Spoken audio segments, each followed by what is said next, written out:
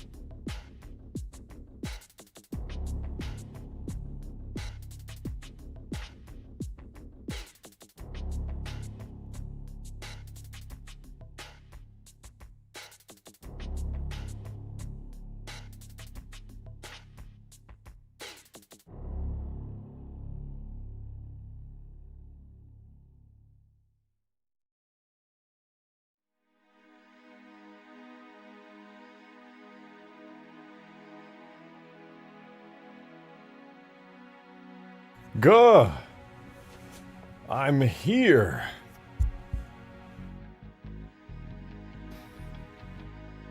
Hope you guys have been well today. I'm pretty excited. Today's going to be a very fun and I think exciting stream today with Covenant capital ships and huge destruction. Sid, thank you for the 2! Sorry, you just have too much hair. I know. End your stream now. Unless, of course, you confirm the allegations that Green Knight's computer sucks, which causes his computer to crash. Yep. Not your beautiful spire physics that belong in Halo 3. True. Hashtag it's all Green's fault. Wow. True! Oh my god, can you believe that we had to do a custom animation for destroying the Spire rather than leaving it all to the physics engine? All because Green, his poor PC just couldn't handle a bunch of enormous physics objects all collapsing at once. Unbelievable. Freezing up and locking up his entire game just because a couple of gigantic physics pieces were all slamming into each other and against the ground. Unbelievable. Nothing to do with Halo 3's engine. It's a perfect game with no flaws whatsoever. Unbelievable, man. The world we live in. You know, at least the animation looks cool as hell. We got that going for us. In fact, we're going to continue working a little bit on the animation today, and we're going to be working on the gigantic Covenant capital ship glassing event as well, which should be pretty damn cool. So, I say, let's do this. Let's get it started. Ooh, you know what? With Covenant dance rolling? Hell yeah, let's go. Hello, fellow human beings! Welcome back to Halo Video Game Mods stream number 1,500 or so. I have no idea. We're probably at like so close to 1,000 if you add up all the different games. It's ridiculous. There's a bunch of big, sexy physics pieces smashing into each other. I know, God, I love physics simulations. They make me feel ways that I shouldn't feel for pixels on a screen. Mateus, thank you for the 2! Appreciate it. Look at you on the big TV for today. Hey! Television emoji. Television emoji. Television emoji. Television emoji. Television emoji. Is that any plans for stream 667? Ooh, I did the hand thing you couldn't see. Ooh. Nah, no plans right now. No plans right now, but you never know. We could turn 667 into a big meme stream. And stream 670, my god. Could you believe what we're going to do on that stream? Unbelievable. Davey Jones, thank you so much for the 2. Is this the actual Spire stream? It is! Actually, technically speaking, last stream was like the full-fat Spire stream. Speaking of full-fat Spire stream, let's destroy the Spire really quickly. Let's do it. Actually, wait, the AI are going to try to kill me. Let me turn on cheats real fast so they don't do that. Cheats, Deathless Player 1. Not that I would die in Halo. I'm a gamer, but you know. Alright, let's activate the script. Spire Dome Red. Time to take the Spire down. Dome's going down. Alert. Red Team Spire Shield has been disabled. Alright, and now... do we call in the frigate for it, maybe? You know what? I actually didn't do this at all the other day when we were streaming, where I call in the frigate. Instead, I just kept destroying the Spire. Let's literally just bring the entire frigate in. Where is it? We have Spire Destroy Red. And then for the frigate, it's Spire Blue Capped. Hold on. I want to play the entire animation out. I'm looking for it real quick. Hang on. Hang on! Where is it? Spire Dome. Spire Dome. I'm just going to search for it. Frigate Red Activate. Which... yes. Let's begin the full detail thing. Frigate Red Activate.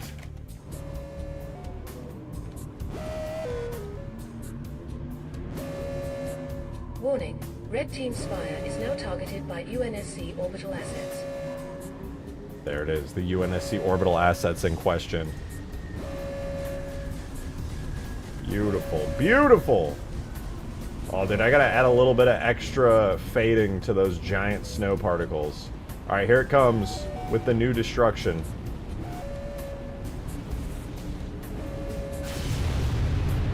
Ooh, you see that a plasma ejecta go flying out on either end of the giant Mac cannon hole? My god, an enormous, brutalized, molten hole shot straight through this destroyed spire here. It's beautiful. Look, I can't see because there's so much smoke because it just collapsed. But my god, all that work we did. Dang, Auntie Daw sounds pretty good. Yeah, not bad, alright? Not bad for me being a fucking chud using, like, fucking AI crap and being gross with it. But look at this, dude. The giant molten hole straight through the spire. Molten Covenant metal melted through the bottom. And a giant molten hole burned straight through it from the Mac blast. It looks pretty good, dude. It looks pretty good.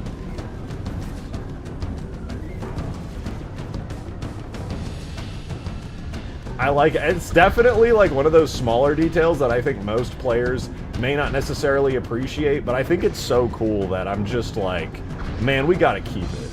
Oh, dude, the Space Phantom's trying to take me out, man. I swear to God, this thing just doesn't spawn in-game. Has anyone actually seen the Space Phantom spawn in-game? Or is my script broken? Because I swear, dude, this thing does not spawn in.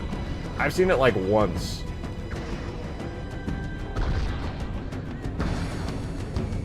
Never knew that existed on this map? Yeah, well, it's kind of cool. Rejected is showing Spiral. I mean, technically that sentence is accurate, but I'm sad they said it that way. That's a Space Phantom? It is. It's a red team Space Phantom. It's got the Phantom gaming headset on. It's got the side turrets, the space turrets. This thing is scary, dude. You do not want to mess with the Space Phantom. Spawns in every time I destroy the Spire. Hey, I'll take it then. I just feel like it doesn't have this massive impact I low-key wanted it to. Alright, I may have to move around some of the flying vehicle points because, dude, these guys keep running in to the stupid spire debris. They refuse to stop hitting the spire debris. Spent 10 hours light mapping just for the map to crash when I try to load in. Oh! I'm so sorry for your loss. That's brutal. Anyway, though, I will say, the spire destruction physics are absolutely peak now. The last thing we did on stream yesterday was adding these cool smoke and fire effects to the entirety of this thing, and I do think it looks like, why Space Phantom? Why can't we just have a big PNG of a chicken instead of a Space Phantom? You know, that's the tough part about modding, right? You could add in a full lore-accurate vehicle, porting it from another game with full sounds and effects and shaders, making it look flawless, or you could just add Thomas the Tank Engine, or you could add, is it Train Engine? Tank Engine? Whatever. Or you could add in a giant PNG of a chicken. That's the trouble. They give you too much power. You can just do whatever you want. Anyway, it's sick. I'm really happy with how this is coming out. Boo! Spook jet. Yeah, I'm really pleased with how the Spire came out. The other thing I really want to handle and get a grip on for today's stream is this beauty right here. What is it? Is it? I forget the script name. I'll do both. This right here is what we're going to be tackling today. We're going to be massively improving and overhauling this event right here. Holy Green Knight with his gifted membership at 25 months. I know that guy, dude. Thank you very much. So where's the lobby? Kakarot. Kakarot! E. This bad boy right here, we are going to be overhauling today, dude. The glassing beam event. I love this thing. It's a little bit much, but I definitely think with a little bit of tender love and care, we can perfect it. The biggest issue this thing has right now, to be honest with you, is a couple of weird things with the way its sound works. The entire map is gone. Millions dead. The biggest issue this thing has right now is the way its animation is. It currently, like, creates a gigantic screen shake and EMP effect that goes for way too long. On top of that, it also kind of, has a little bit of lack of animation polish. I'd definitely like to make it, like, a little cleaner. A little bit, just a little bit cleaner. The beam doesn't come out of the middle of the ship in the lore instead of the front section. No, actually, it comes out of the front, surprisingly enough. The ship genuinely glasses from there. In fact, if you look at it in Halo 3 ODST, during the cutscene when the capital ship starts glassing New Mombasa, it comes out of the front there. In fact, the entire beam effect that I put on from here does in fact come from ODST. I of course modified it a bit to work a little better here, but yeah, it comes from the front. If you were on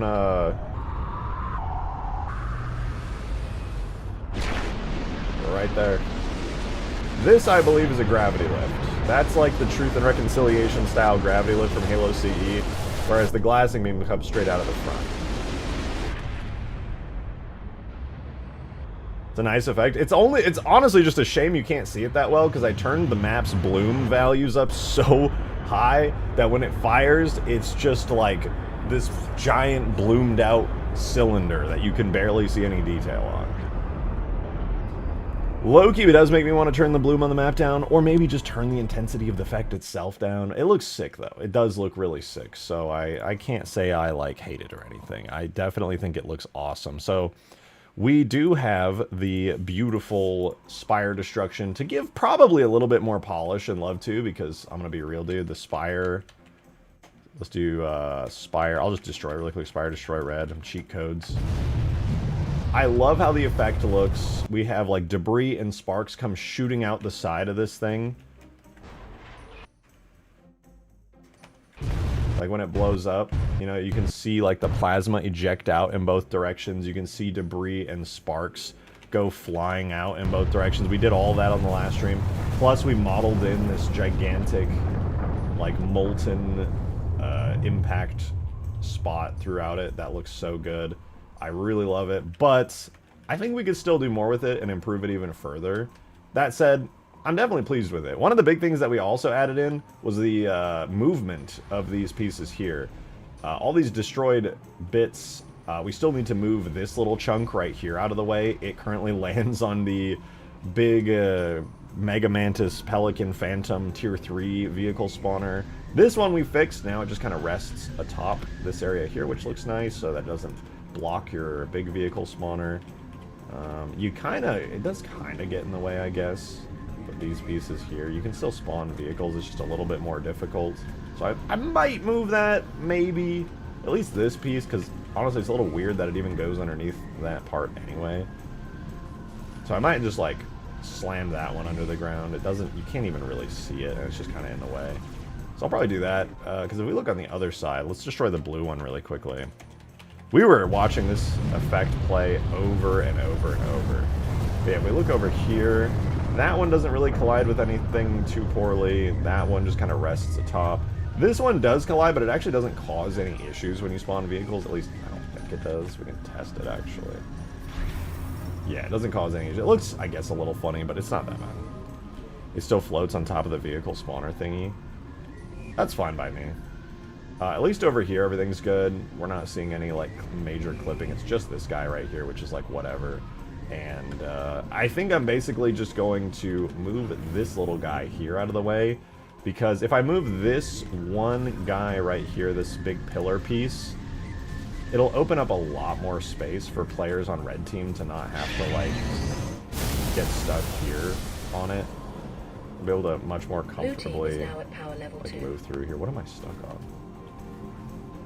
Oh, right, I still have the big physics piece for the circular area that I removed. Yeah, okay, we'll remove that too. But anyway, yeah, I'll move this. I'll get rid of the big physics piece that doesn't need to exist here anymore. And then I think it'll be golden. Then we can move on to the capital ship glassing. If you guys have any ideas for the capital ship glassing, I'm all ears. I think that'd be sick. Oh, add a golden hog as a secret vehicle? You know, it's honestly kind of a fire idea. Golden hog Easter egg would be so easy. It'd be so easy. I actually have a really good spot for an Easter egg I discovered on this map not too long ago, and I'm absolutely putting something there. I'm not going to spoil it for you guys, okay? Easter eggs are all about the hunt and finding them. It's not going to be anything crazy. I don't want to have any kind of Easter eggs that are just going to completely destroy the balance of the map. That would suck. But I'm going to pop open Blender really quickly. We're going to take a look at the Spire super fast and make sure that it actually, like, you know, looks good, looks cool, all that good stuff. And then after we spend like 5 or 10 minutes on the Spire, I'm going to go all in on the glassing beam and that entire effect. Because I have some really good ideas for it, but it's honestly, it's a bit messy the way it works. It doesn't work as good and as consistently as I would like it for it to. but I may be able to tweak that. And maybe, is this going to be like Halo 5 Warzone PvP plus AI? It kind of is. I mean, you can see the Space Phantom moving out, going through the map, and exploring. As far as the actual AI and stuff go, you know, each team has an AI spawner. You know, we got red team Wraith rolling through, red team Ghosts rolling through. They were just fighting Rejected blue team. shotgun plushie merch with pump action and feature creep when... Thank you for the 5. I did low-key think recently about doing merch and stuff, just little silly designs relative to the community. It's not, I don't think that it would get anything crazy as far as sales go, but it would be fun to just have some merch for us in this community. I'm hoping, you know, we can grow the community a bit more, especially with Halo Campaign Evolved coming out soon, getting a little bit more mainstream Halo out there. That would be fun. I'd love a shirt that's just feature creep. That would go hard. Feature creep, and then it's just the Halo 2 shadow, like, silhouetted in the background because its internal name is the creep. But yeah, you can see each team has AI spawners that occur here. The Wraith just spawned in. The Banshees just spawned in there. Oh! One thing that I've been dying to do for ages now, is to add a cool effect when you spawn in a vehicle in the actual vehicle spawners. Because obviously right now they just kind of, you know, appear suddenly. And, you know, for the most part, that's fine. It's functional. But after I get things functional, as you may know, I like to make things look pretty. I like to make them look good. Whenever I want to play a mod, I want it to feel polished. I want it to feel like all the details are kind of accounted for. And sorry, I'm going through, I gotta turn scripts for AI back on so they stop killing me. Here. There we go. Yeah, so AI should no longer instantly kill me. I can be friends with Blue Team again. Alright, so what I was talking about, though, for vehicle spawners is... I guess it shows the most, because, like, in here, when a vehicle spawns in, you don't really see it because the door kind of opens after it opens, or after it spawns. But here, for example, when I spawn the Hornet, it just kind of appears suddenly. That's kind of boring. Is it possible for us to play this? Yeah, I mean, there is a version on the Steam Workshop that I constantly update. There's a link in my Discord server to download it. It's hidden on the Workshop, but it is there. But the mod isn't fully playable at the moment. Thank you for the 2. Merch, I will buy the shirt that says Green Knight sold me fed-laced boner pills behind Walmart. Thank you for the 2 turbos. I mean, that's a canon event, dude. That is a canon event that happens, so that would make sense to put it on the merch. All right, 1 second. We're gonna pop open Blender here. We're gonna take a look at the Spire destruction animation. We're gonna just make some tiny adjustments to it, and I think we'll be good. Oh my god, the Spire's butthole. That's crazy, dude. That's crazy. All right, so if we take a look at the animation here, let's go. We'll poke around with the animation by grabbing the armature here. So here is what the animation looks like when, you know, when the Spire falls. It goes, crushes to the ground, all the pieces flop around, it collapses. It's fine. It looks decent. It's good. Blend my balls. I'm gonna pass, but I do appreciate the opportunity.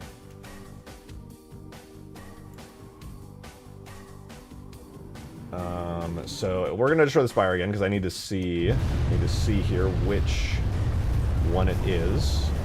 So it should be, oh, you know, I remember which one it is, actually. It's the, when we collapse this, it's right here when the main area collapses onto the ground. It's this one, which is Blade 1. It's the very first blade I animated. So it collapses like so. And I suppose I can't really move it too much to the side. I might just make this one, like, phase through the ground low-key. Hear me out, dude. Hear me out. So it rests there like that. What if when it gets, like, crushed here, it, like... So okay, hear me out. So it gets here. This is its final keyframe. Like, halfway through the animation, it stops. It just kind of collapses onto the ground at this position. But then, of course, the main top part of the Spire with the giant molten mac hole through it comes down over the top of it, and then it crushes it, which looks weird, okay? It does look weird. So I'm thinking maybe what we do here is we kind of let it rest for a moment from its position here.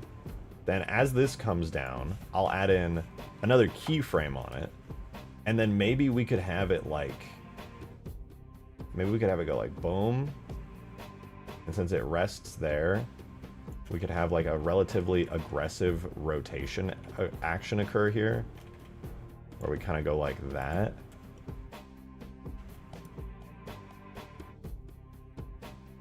And then maybe it kind of subtly waits for the end of the animation, and then we move it like all the way down and in. How does that look? That should theoretically move it out of the way, but we gotta look in game to double check how that's gonna look. God, I can't see, because currently it is still kind of blocking stuff.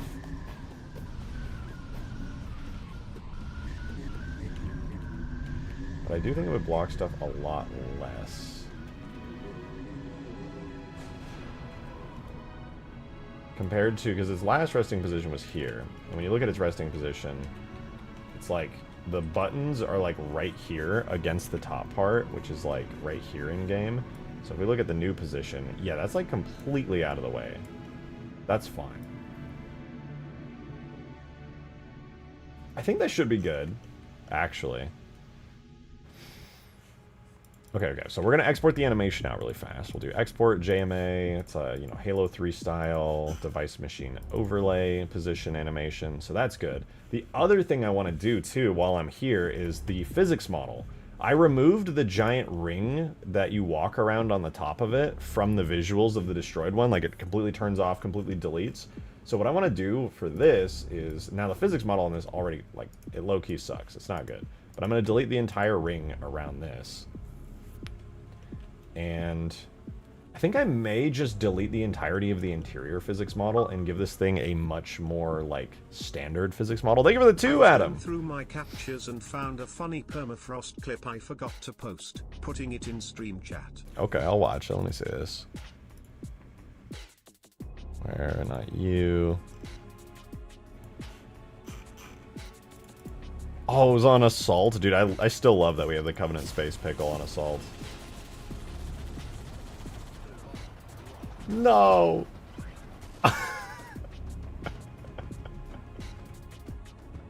I have to say, dude.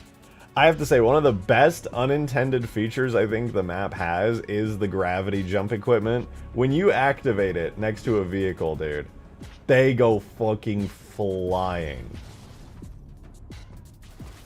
And I'm not gonna lie, it was completely unintentional. It's only supposed to launch a player. But, like, low-key... Low-key, I love that it can launch anything. I'm so, like, I could probably fix it to only launch players. I probably could just do that. I'm pretty sure with the setup that I have for it, I can just tick a couple boxes and it will stop launching vehicles. But I mean, dude, that's awesome. I love this. It's completely unintended, but I think I'm going to keep it. I think I'm just going to let people launch vehicles and stuff. Like, it doesn't hurt the game, you know what I mean? I guess technically it could give you a little advantage, but, like, that's just...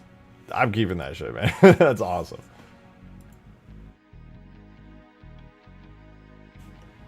Alright, hear me out. What if I made this entire thing here a physics object? Hear me out, dude. It could be kind of... Alright, let me try this. I'm going to duplicate this really quickly. This now is Spire Walls. We're going to put this into physics really quickly. And I'm going to give it a physics name. I'm going to call it Spire Top. And I'm thinking maybe what I do here is first convex hull it. Gotta do that.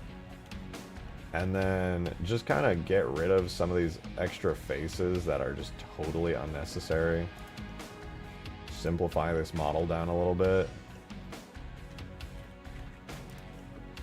Yeah, let's just like dissolve those faces.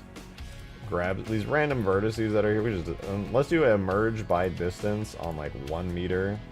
To just simplify it, right? I think that's probably fine. And then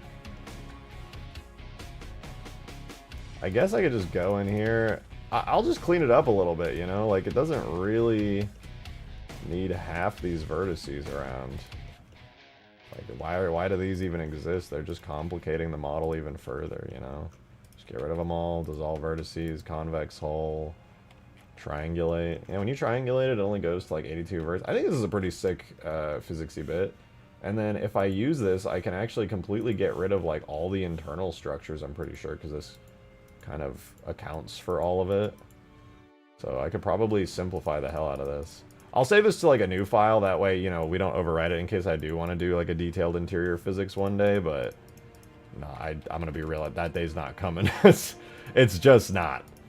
I swapped over to using a collision model on this thing for a reason, and that reason is because it's asked to do an insanely complicated physics model like this.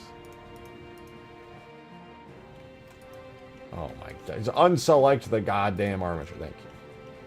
Yeah, so I think this should be good. I'll just get rid of all this, only keeping like the most important pieces that kind of like stick out and actually have an effect on this thing, like these little rampy bits, which I believe they do actually stick out, right? Yeah, they kind of like stick out there. And I guess I would just need a physics model for these pieces, or maybe just like make these destroyed or something. I don't know. You guys get the idea though. This should hopefully simplify the model substantially.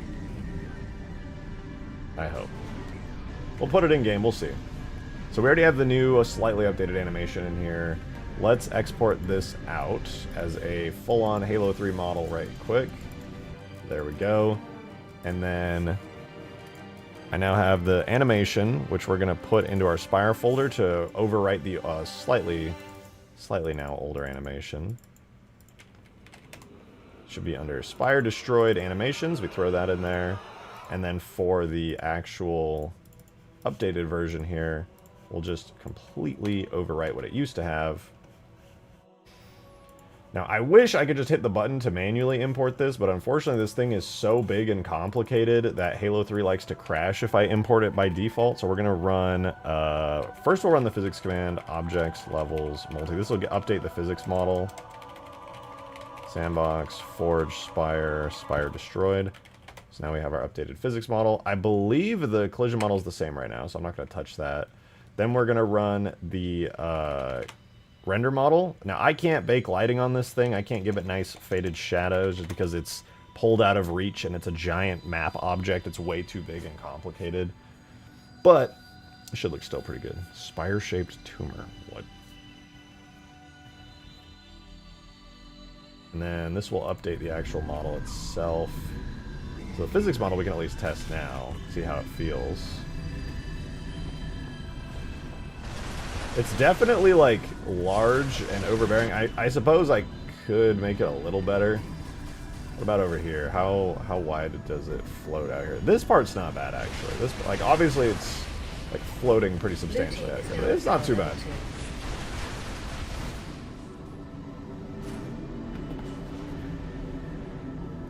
You know what, actually, maybe for the physics model, I'll keep, like, the basis of it like that, but for these spires, they really ought to be their own individual physics shapes.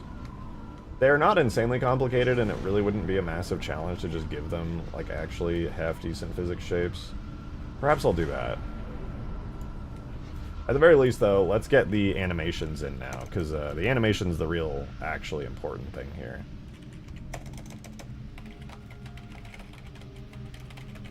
So our full detail animations, and yeah, that's much better. This thing is like totally out of the way.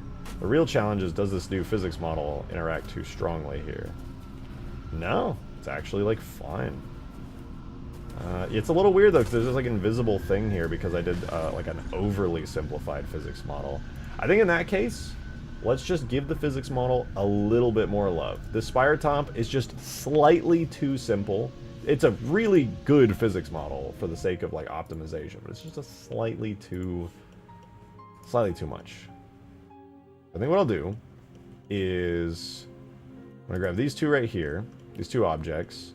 I will duplicate them, and I'm gonna put them into the physics folder. And I'm not gonna spend long. I'll probably spend like 2 or 3 minutes here, and I'm just going to just kind of optimize them. Where I'm gonna take the these top bits here. I don't think I can, like, do any special selections here, can I? Not really. Okay, in this case, we'll keep it pretty simple. I'm going to grab all these little spires. I don't know why I'm calling the spires. You know what I mean. It's a spire. It has smaller spires. Whatever it is. And I'm just going to get like a halfway decent selection on this, you know? It definitely doesn't have to be perfect. As long as it gets like the main outside parts of it accounted for, I'm fine with that.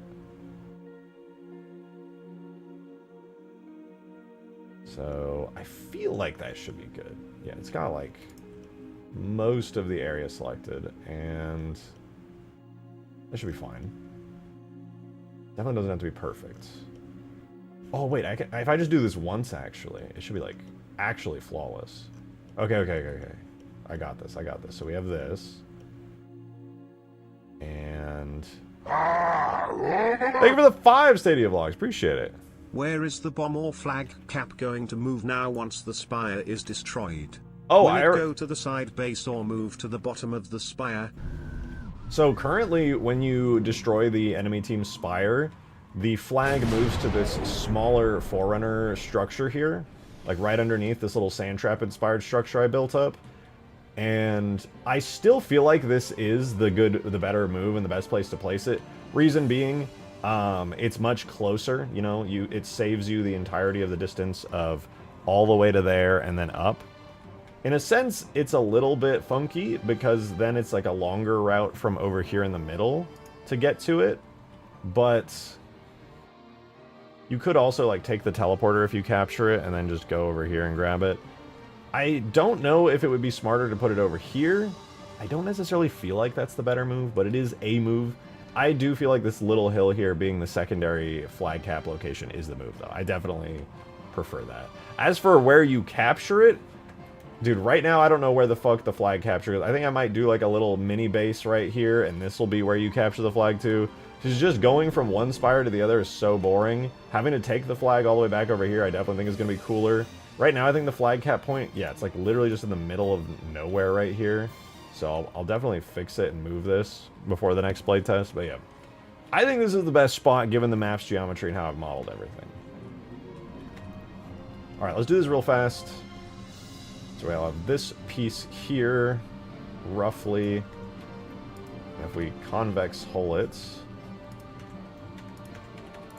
the shape is actually pretty good. It's actually pretty good. All right, let's do...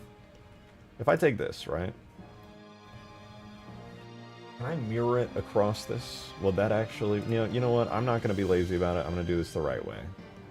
We'll grab this little bit here.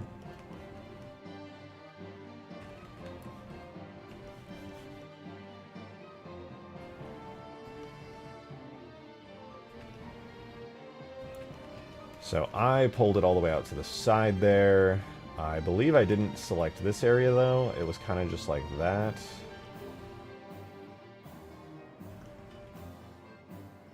And then I think I probably didn't have that selected. Let's try that. It is pretty good. A little bit too dense. Let's do a little merge by distance here, and one on here too. Oops. That way it kind of simplifies the model. Down here it's a little messy. Perhaps we can merge these at center. That looks pretty good. No need for a random triangle here. Adding a bunch of extra faces. Well, I lied. Maybe that was good to have. Yeah, we'll keep it. I lied. That actual structure there does kind of fit. Okay, now that we have that, I might just be able to rotate this around the middle. How many of these do we have? We have 1, 2, 3, 4. Oh, so it's just 90 degrees. This is easy, dude. What the heck? This is way easier than I thought it was going to be. Let's name it correctly real quick. So this is... I just call it Spires. Spire. Because they're like spires on the spire, dude. That's crazy. And then if I take these two, duplicate them, and rotate them 90 degrees, 90 degrees, and 90 degrees, we're pretty much good, I think. That kind of worked awesomely, not gonna lie. Just make sure I convex hold them right so that any weird openings on them are accounted for. Cool. Yeah, that's good. So with those little structures in place, I think we'll get a lot more detail out of this. Think Permafrost will be out this year? It's definitely... We're on the final state. We're on the final part of it. What do you mean it's going to be out this year? Yes! We're doing the last things. Right now, I'm adding the physics models and crap. Is it going to be out this year? Unbelievable. There's no more features in this map. I am putting my foot down on it. I have put my foot down on it. All map features are complete. Says me.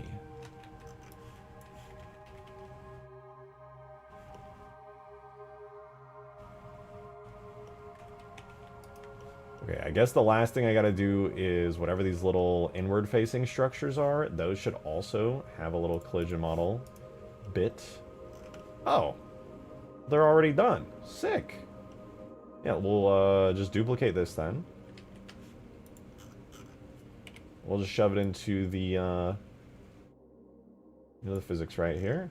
Cool, dude. That makes things so easy for me. Shout out me doing these really brutal, rough collision models. Oh, you know what? It's decimate modifier. It wasn't even applied. Modifier. Yeah, this looks pretty good. I think I'll just do a quick separate by loose parts. Run a now convex hull modifier in each of them. Do a little merge by distance in case there's anything that can be simplified. And if I turn on the spire top piece here, which is, you know, relatively optimized, I'm gonna try to, like, hug this down as much as I reasonably can, so that way I can also get rid of some of the physics gunk going on with those extra pieces there.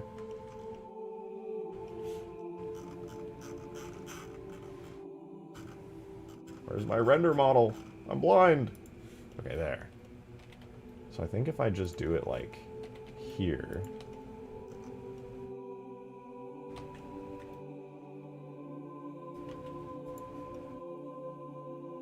Yeah, that was the last one. So if I just take this here, I kind of tuck it into there,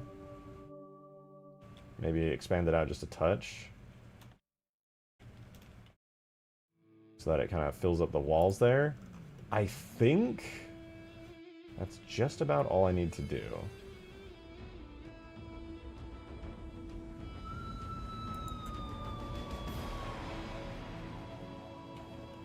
And I suppose I could probably get a little bit of better results if I grabbed these and kind of shrunk them together and give them a little bit more like that. That's pretty good. And then I'll do the same for the opposite doorway. This is just going to prevent weird clipping from happening in game, so you won't, like, hopefully you won't notice any, like, weird areas that are, like, slightly off.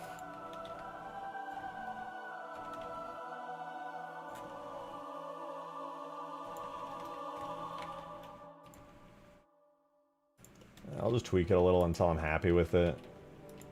It looks pretty good, all things considered. Just a couple areas that are, like, ever so slightly a little weird. Doesn't have to be perfect, just has to be good enough. Okay, that, I think, is everything we need to do for this. We have our spire walls. We do need to rename these. What is this one? Oh. It's from earlier. So we will find that, replace with that. I think that's a pretty damn good physics model. Do I decimate it further? These are a bit unoptimized. Oh, right, actually, I don't even need the top parts of these, now that I think about it. Watch this. This is going to be sick. We can just completely get rid of anything that is above the middle point. So we can go here, completely delete all those vertices, or I guess we'll do face selection. Face will probably be a bit cleaner. So there, delete all those faces. And any vertice that's up above here, I'm going to flatten out and drop to the exact midpoint there and convex hull again. Because we straight up just don't need any of that. Anything below midpoint is just excessive and useless here. So I think that should be good. Saved a little bit of resources. Looks nice. And now that these spikes have their own individual physics zones, it won't be like you awkwardly clip through those areas. There is technically one more area that I need to fix the clipping on, which is these little spiky bits that poke out. Though, low-key, I kind of just want to have them disappear, but it would just look kind of weird if they, like, instantaneously disappeared. In an ideal world, I would, like, animate them and, like, have them fall apart. Which actually, now that I say that out loud, I should absolutely do. Why have I not done that? Hello? Yeah, I think I'll actually split these off onto their own individual bones and, like, fully animate them. That'd be kind of sick. I'll do that. And then they could just kind of fall apart and do whatever they gotta do. Just add a little bit of extra detail to the animation for them. It'll probably just make it look even cooler, all things considered.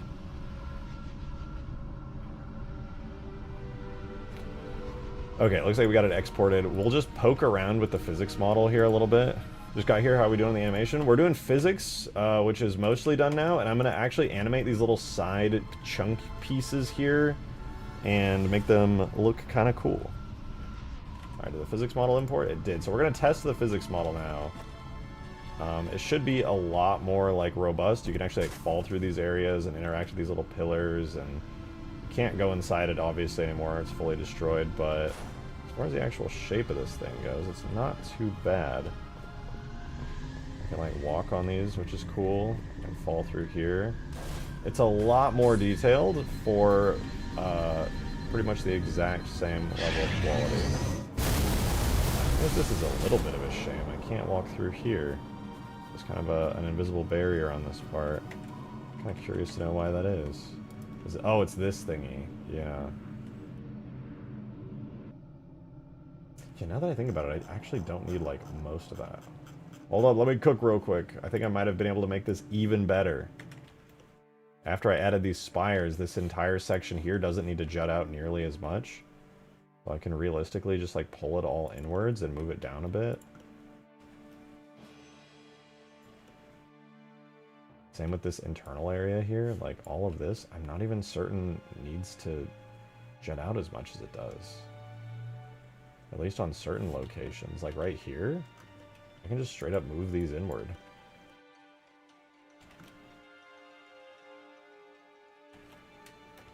Yeah, I can just do that with them.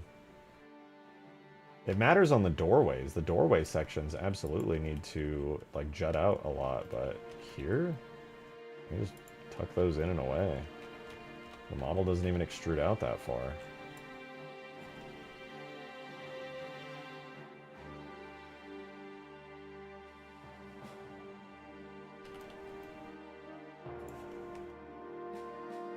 Cool. Low-key, very satisfying to do this kind of work. It's probably not the most engaging content I could be showing right now, but I don't know, man. Once you get a physics model that has this, like, absolutely, like, close to perfect shape to it, it is wonderful. And it's pretty easy. As long as you're smart enough to work on a low poly model and not just, like, have these insanely complicated ones. It's not bad. It's not bad.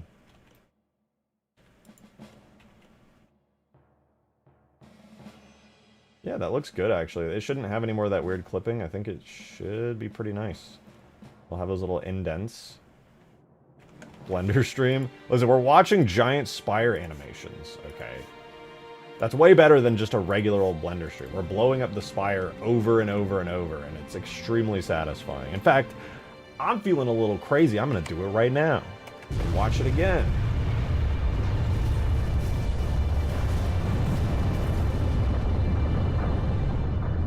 God damn, that's beautiful.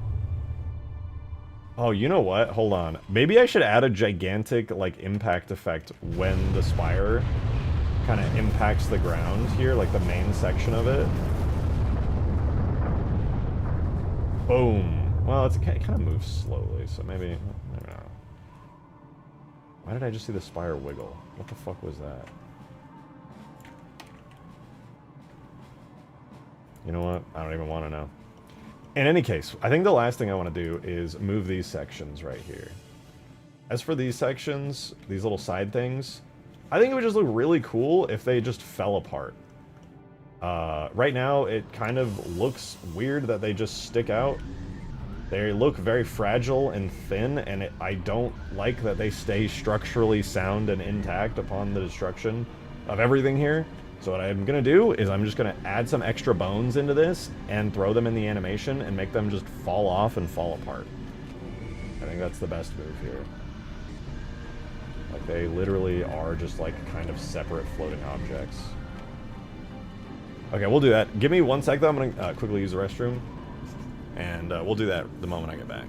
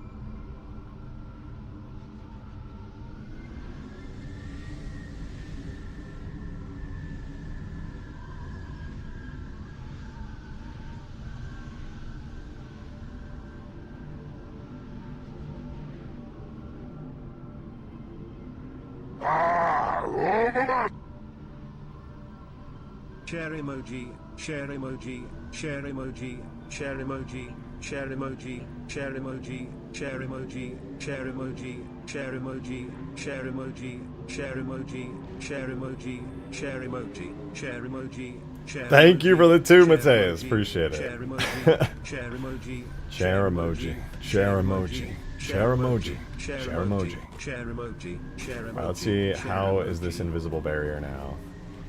Oh, it's still a bit rough on this spot. It's better. It is a little better, but this spot right here is still a little rough. This is... It's not the doorway. It's an in-between part just to the right of the main doorway. I'm going to see if there's anything I can do about that to improve it further really quickly, and then we'll fully move on to the full-on animation. Oh, it's this part right here. Oh, you know what? It's because I convex hold it in such a way that shape just isn't going to work out very well. Thank you for the 2 orcs. Appreciate it. Seat emoji, share emoji, seat emoji, share emoji, seat emoji, share emoji, seat emoji, share emoji, seat emoji, share emoji. Seat emoji. Share emoji.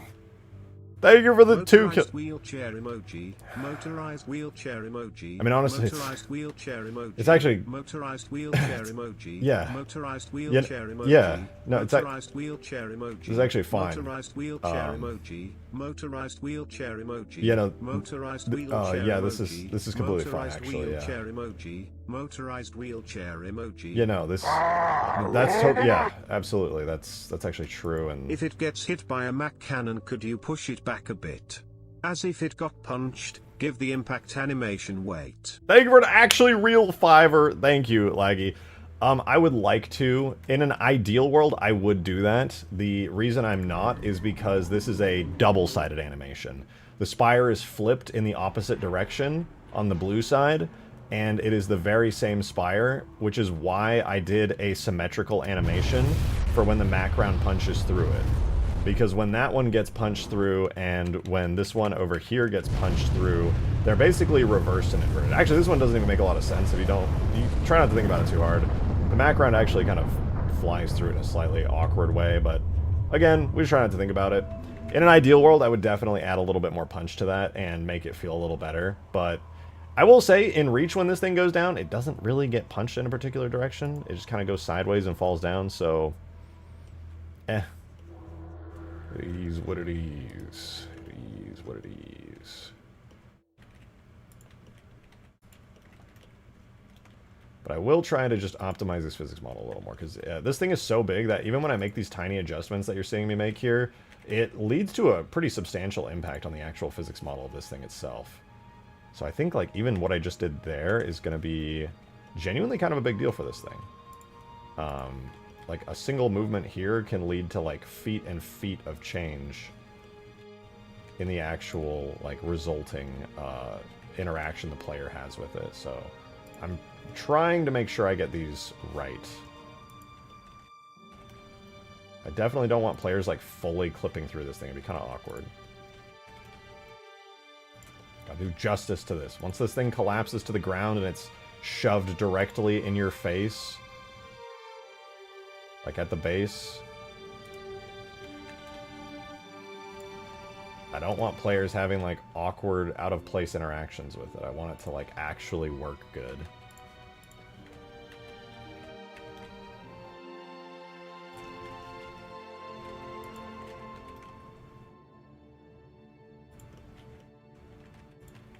Which, thankfully, is not too hard on this. I'm kind of pleased to say that this is working pretty dang well.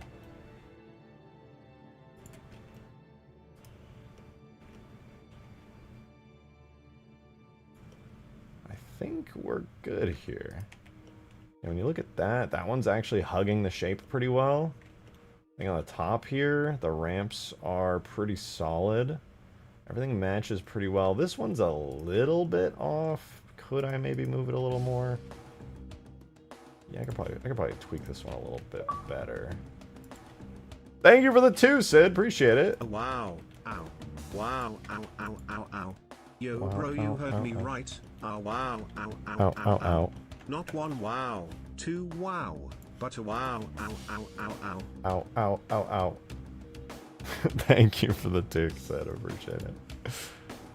Okay, I think we're done on the physics model.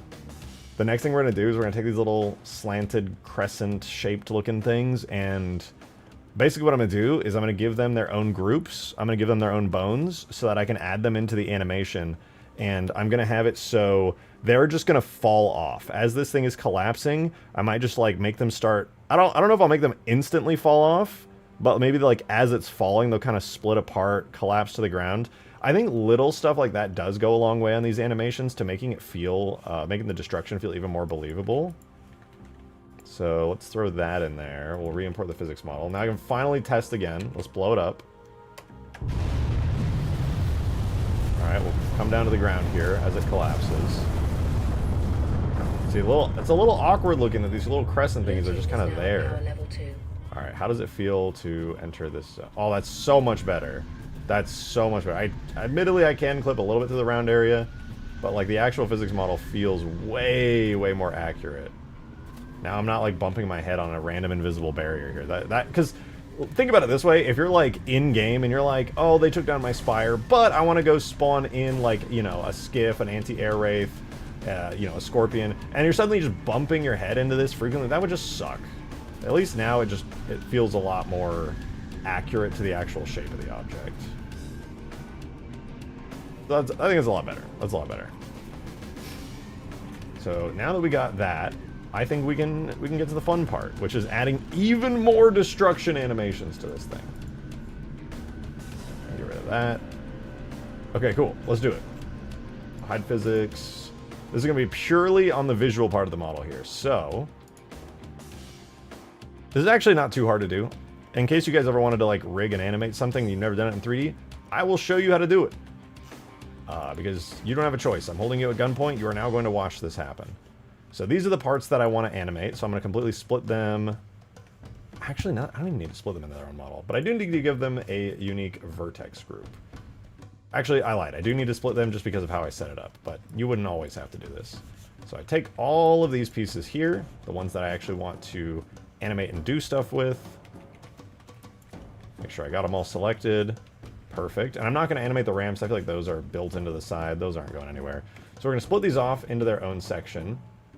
As of right now, that's ZZZ ring. There's other ring parts. That's top. So we're going to take this ring. This is going to be... I'll just name them, like, crescents, because I don't know what they would actually be. Now, We need a couple of vertex groups for these. As of right now, this thing is parented to the base bone. Instead, we need this to just be arbitrarily parented to the armature itself as an object. That way, we can give these individual zones that they're attached to. Now, right before I do that, I'm going to edit the armature here, and we're going to add some new bones in. So we already have a bunch of bones that control the individual spire chunks as they fall. Each one of these pieces has a bone for me to animate them on individually, including the top middle piece there for it. What we need now is a new bone right about here. I'll just select this spot. Hello. Select that spot, and we'll do Shift-A to add in a new bone. It's really tiny because Halo scale is laughably big. So there's our new bone. I'm going to call this bone... Isn't this donut? How am I allowed to have two bones of the same name? Oh, I don't. Okay, bone. So we're going to call this one Crescent 01. This is the big crescent. And the bone technically doesn't need to be perfect here, but I'm going to try my best. Sid, thank you for the 2! Io, did you say you have a computer with RAM sticks? I do, actually. And Yeah. a GPU with the RAM? Yeah. And you live where again? Don't worry about it, dude. Don't worry about it. It's not important, you know. Details like that. Don't worry about it. Don't worry about it.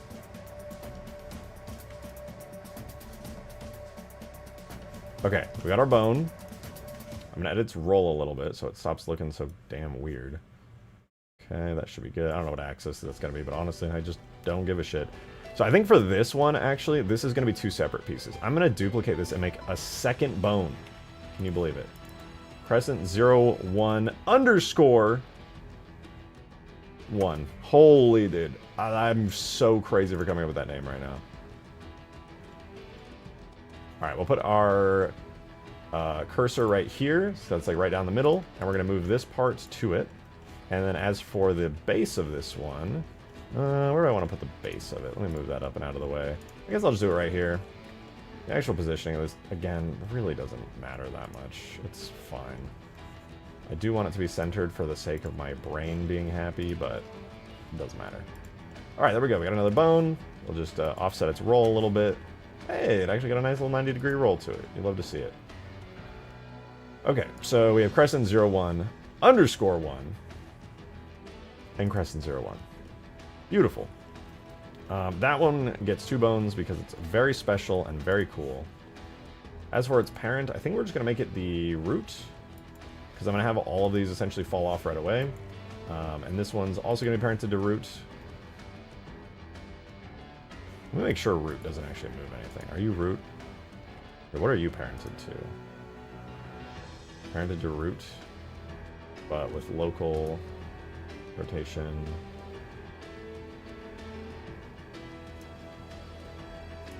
Oh, right, it's not root, because base is parent. Okay, I got it. We're chilling. So now we're just going to make a couple more bones and basically be done. Non-related, can you take a picture of the stars above your house? Yeah, you want me to get some airplanes flying over too? Just for fun. Just being quirky, you know? Because airplanes are cool. Alright, we'll put that there. We'll come down here. I like this little square because it gives me like a perfect center that I can put my cursor on and then just move this bit to it. Alright, cool. I think, what was the rotation I had before on this? It was like 63 or something.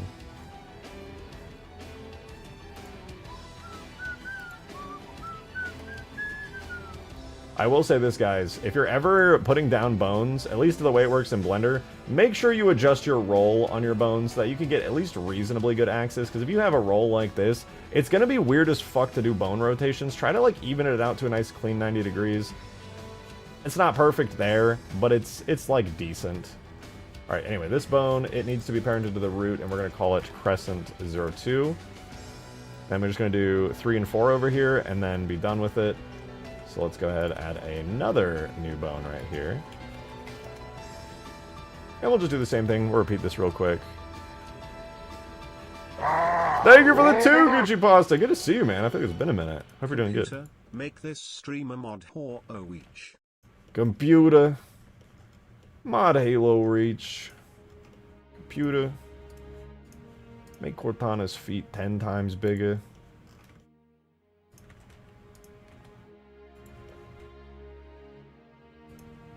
Hello. I would like to select the bone. Thank you. Thank you. Dude, I do think I'm going to mod Halo Reach soon, actually. With Campaign Evolved coming out, and it running on the Reach engine. Why would bro say that about Cortana? I'm just a freak, man. I'm a freak. I'm crazy. You don't want to mess with me, man. I'm a freak for real. Oops. God damn it. Select the thing.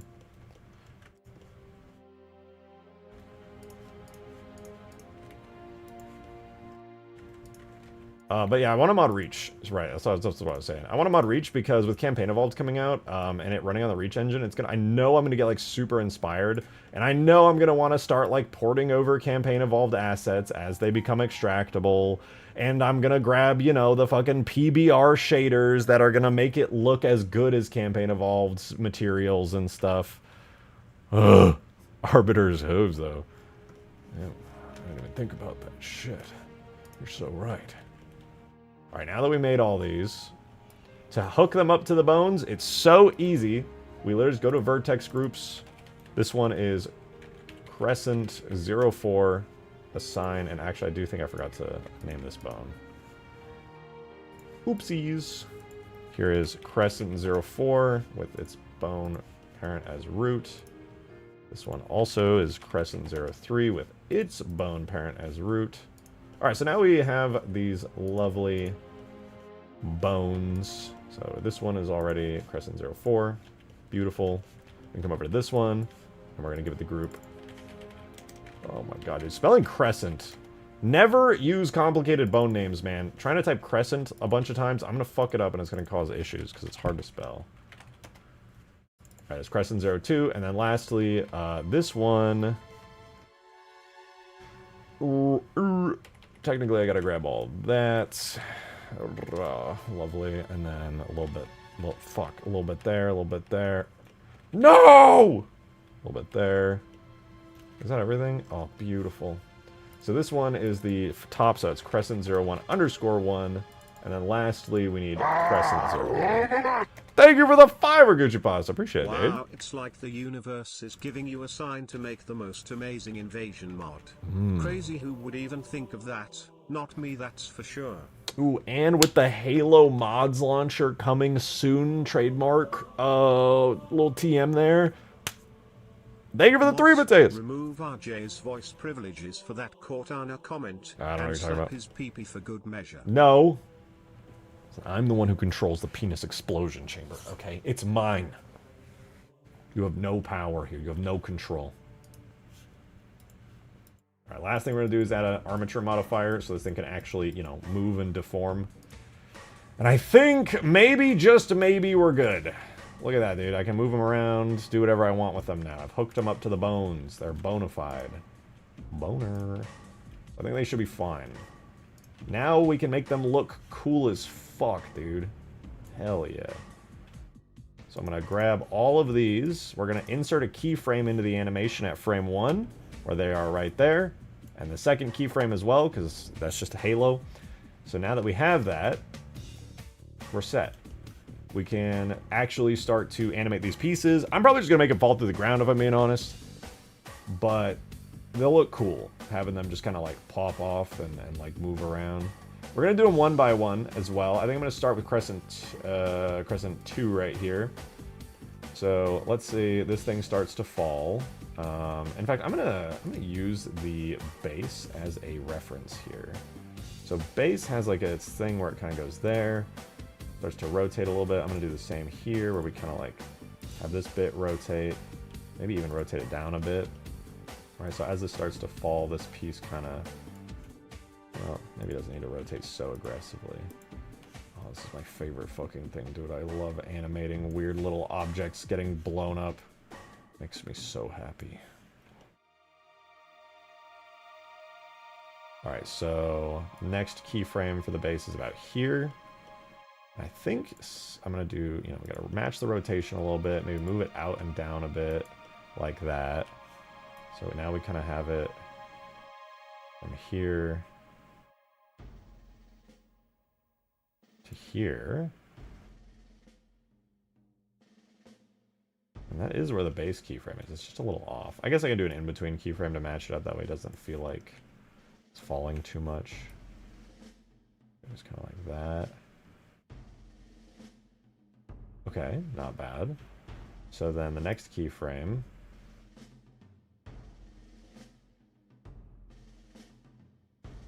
When it kind of catches up. The next base keyframe is all the way down here. So this one will also be all the way down here, except now I'm going to have it be like falling super far off, like over and off of it. So this is kind of what it looks like. This little, little object here goes like, boom. Now that secondary keyframe I did on it honestly doesn't look very good. I think I'm going to have it kind of like start fully falling off here. It goes, psh. It's a real sound effect it makes, don't at me. Starts to fall off like that. That might be a bit too fast. I'll keep it like up here a little bit. These all should be falling at a relatively stable velocity, you know? The hammer and the feather, all that good stuff.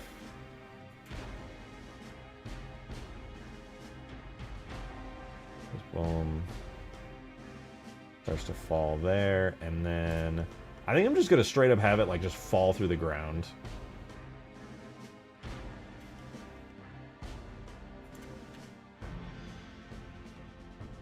Just boom, done. It doesn't need to be insanely complicated.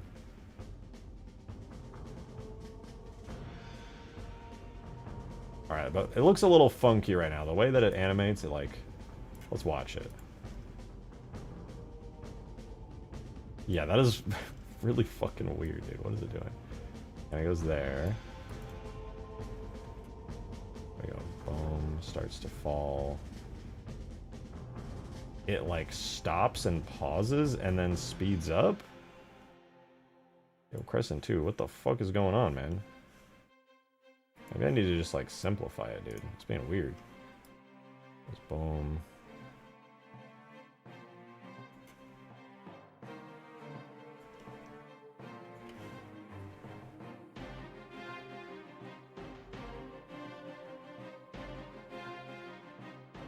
Bro, what? You guys seeing this? It like stops and then speeds up. I'm pretty sure these are just on a regular Bezier curvature. Their movements should be extremely straightforward. Look at that. Boom. It like stops midair. What's happening, bro?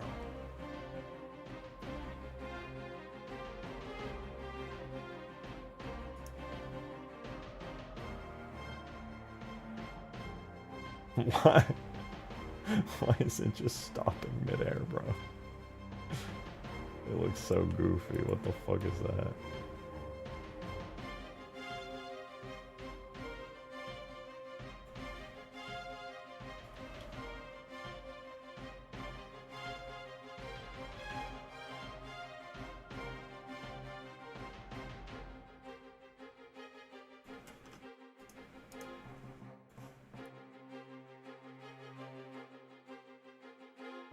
Okay, now that it has a more linear velocity, it actually looks a lot better. I'll take that. That's actually pretty good. Kind of like... That's pretty cool. I think that works. Alright, next one. Next one. So this is the one most people are going to end up seeing clearly, since it's the one right by the window.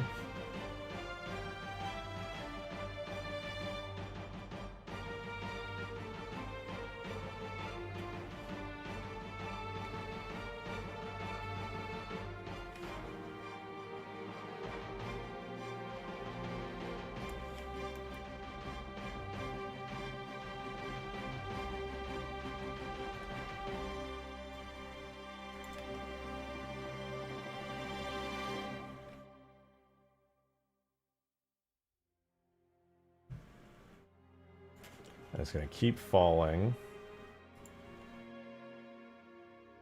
Ooh, I just kind of had an idea. What if it, like, catches some air resistance because of the crescent shape? And it, like, falls like that, and maybe it, like, rolls up onto itself? Wait, this could be kind of sick, actually.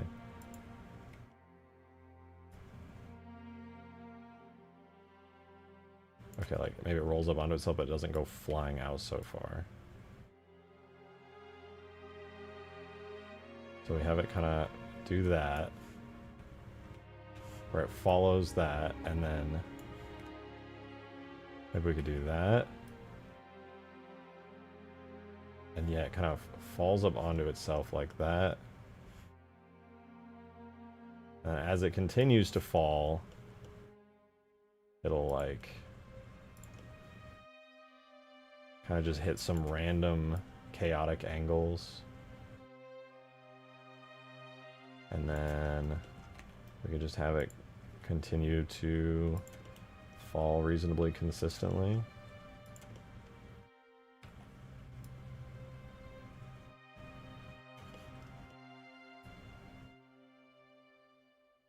That one's weird though. It kind of feels like it moves upward here. Definitely needs to continue moving down. Okay, now it just feels like it shoots outward. It's a bit odd.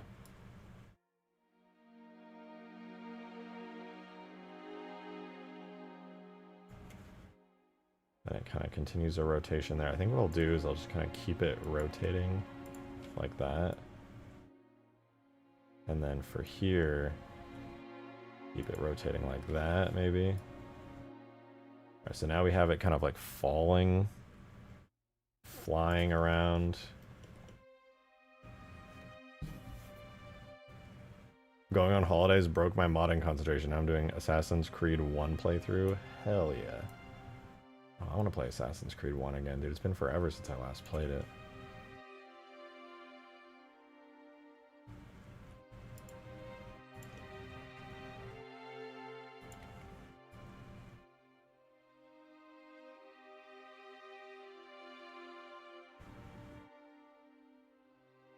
Okay, then I'll put the last keyframe there in the ground. I think I might have moved it a little too far out. Yeah, it looks like it started moving like out. I need to move it inwards a little bit. Okay, let's see how this looks. Boom. It does kind of awkwardly speed up here. I think if I just move these two keyframes. Wait, there's a scuffed PC port? No, why?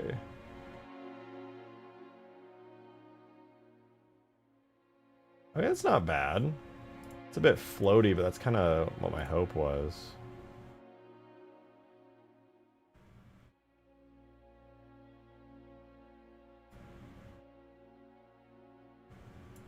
I think the beginning is the only part that's a little funky looking, where it like moves like that.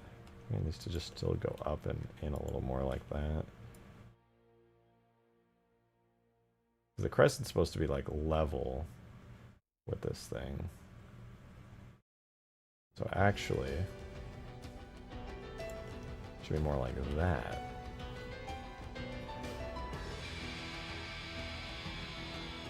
I can get rid of that too.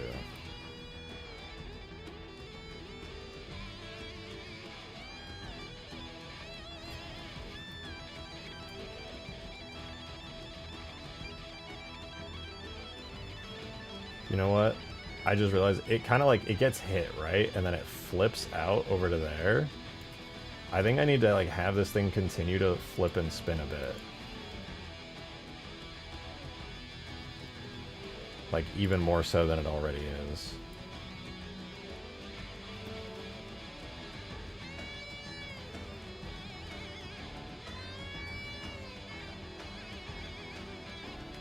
Okay, that might actually look sick. Let me see. I know obviously I'm animating this by hand, but I want to kind of have the physics of it make sense.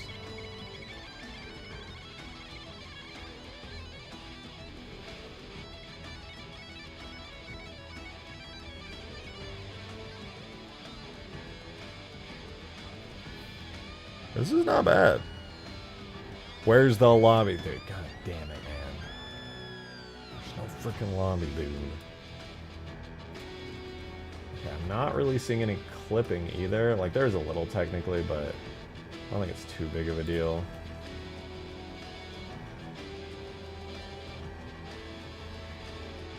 Maybe what I'll do here is kind of have it like bounce off the top. So like keyframe insert, and then we'll keep its position going to the same direction, but maybe we can have it like kind of quickly flip its rotation.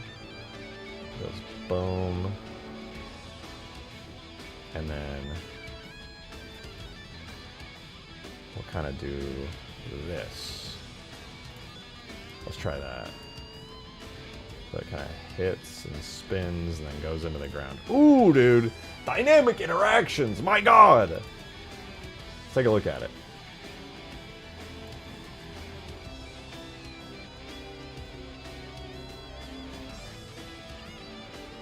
Not bad. Not bad. For just having as little keyframes as I do here, it is not too bad.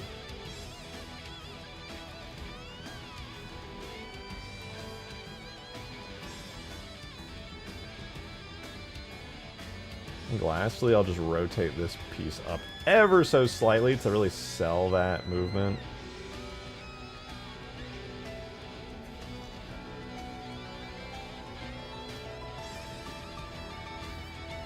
I almost feel like maybe I should start that movement a little sooner. Once you get here...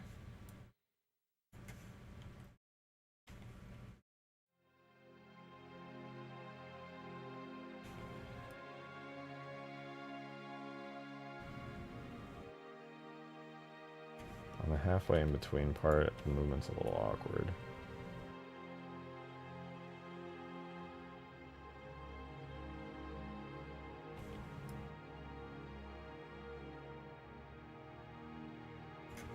Okay, that actually looks... it's starting to look pretty good. Ooh, and then the piece, it's fallen.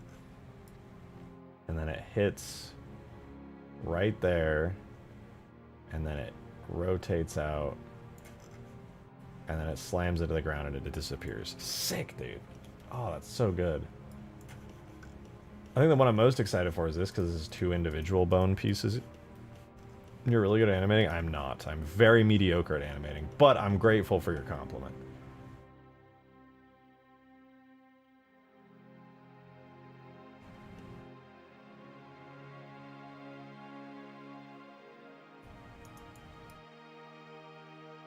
I have friends that are like in the game industry that are actual animators, and I do not want to say I'm good at animating when I know the kind of like crazy work that they pull off, you know?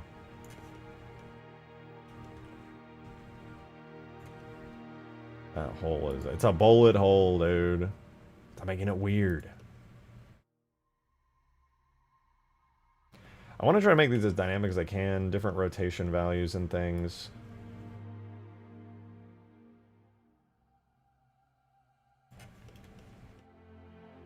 Maybe for this one I could try to make it look like it's like just kind of stuck on for the most part.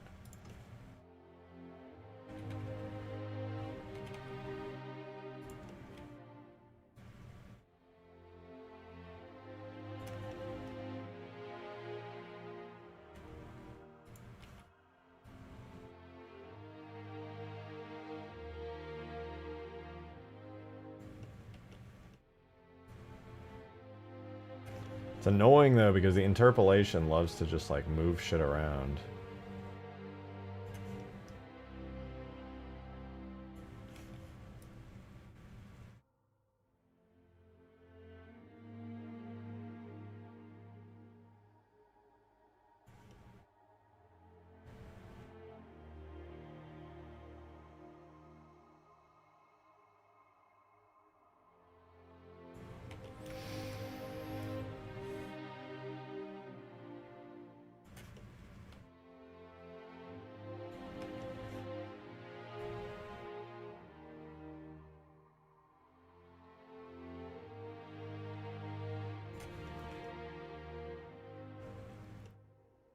Oh wait, it kind of collides here with an object. Maybe I could have some kind of cool interaction happen. Ooh, yeah, because it's gonna like slam up into it. Oh, this is gonna be sick actually. Hold up.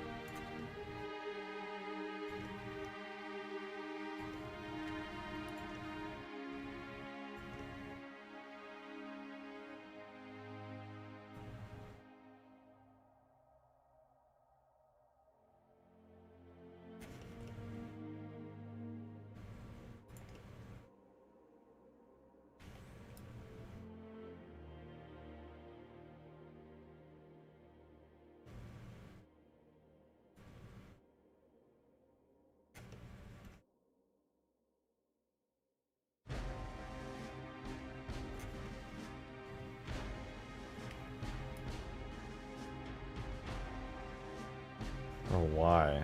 I know I can just use Bezier curves to like fix most of this, but like, come on, man.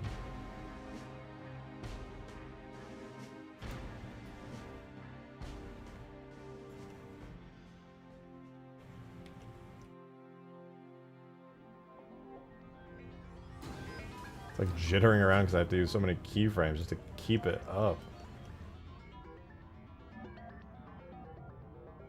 Okay, now I can have this like striking impact from the side bit, kind of cause a rapid and abrupt rotation here.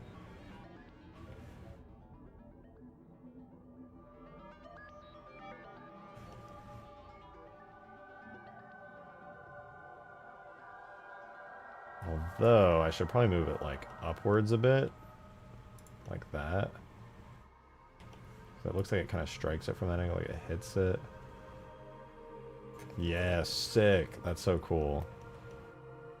And that'll kind of send it flying with a little bit of force off into this direction.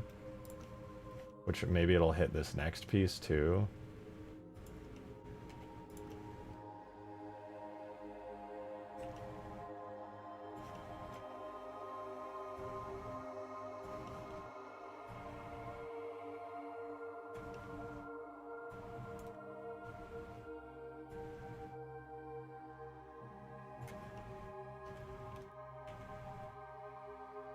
I'm gonna have it like literally impact this piece right here and do like a double.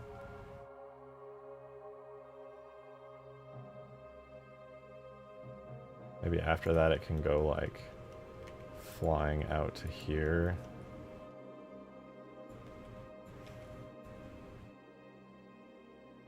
Okay, maybe not that far. So it kind of goes boom. There's an impact keyframe there.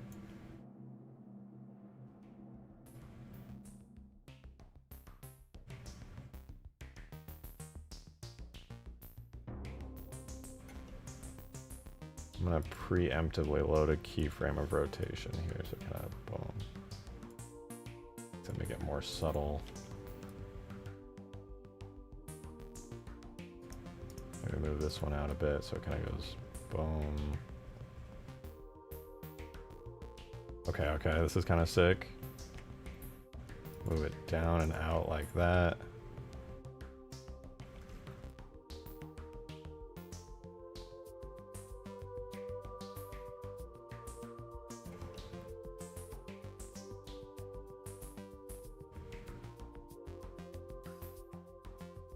Okay, let me see the timing on it, because the timing is going to be the most important part of this. Here it goes.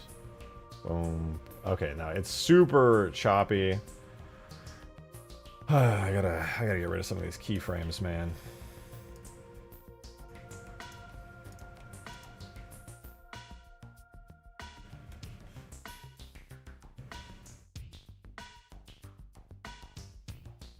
So that falls way too quickly, right away. That's way too fast of a fall now. So we have here, then an impact, and a rotation.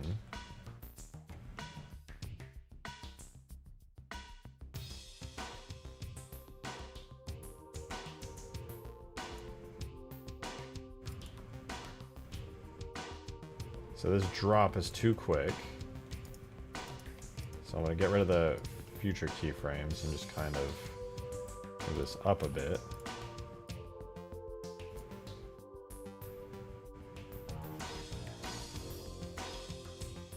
Move that out.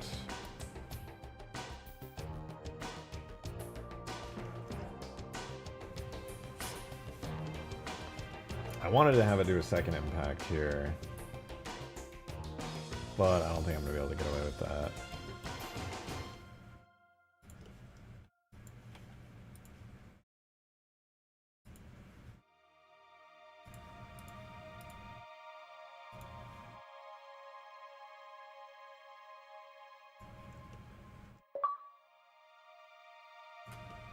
Well, it kind of clips it right there. In Christ, Vishnu, Buddha, Allah, Inshallah, are you keyframe animating destruction, Habibi? Why Habibi?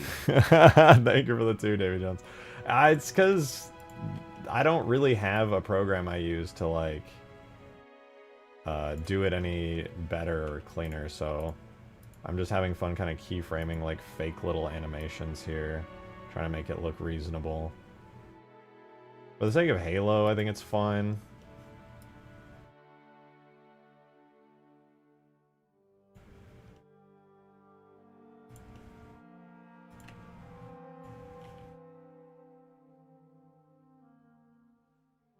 So it hits there. Okay, it should not move nearly that far out. It should stay roughly there. Goes boom.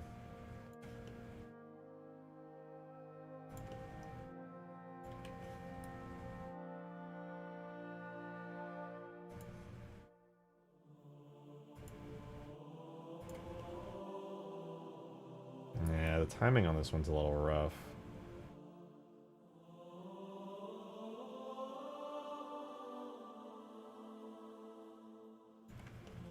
I'll just add in the keyframes and smooth out the positioning and stuff after.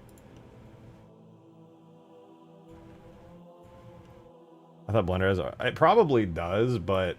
I don't know.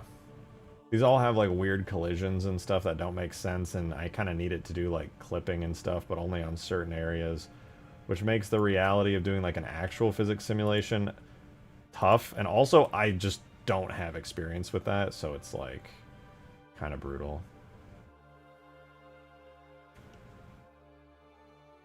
I would have to just, like, learn a full-on physics sim thing just for this, which I'll pass for today, me personally. Alright, let's see where the worst parts of this are, besides the jittering at the top, which I'll have to, like, manually fix a bit. Okay, the impact is pretty rough at the moment for the first part. Doesn't look great. Second impact doesn't even have anything good to it. This one there should have it rotated out way more in response to imply that happened. Boom.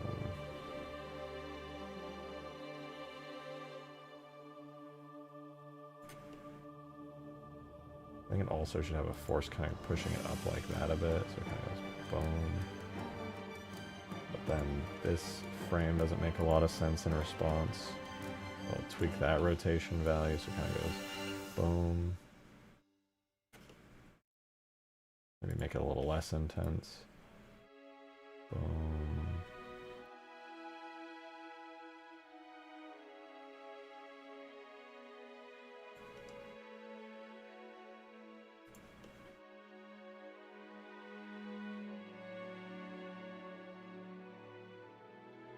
The actual angle it hits at should... No, I guess I had it kind of right before. It should definitely have a little bit of rotation in that direction.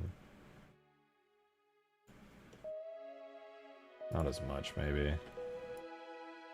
Boom.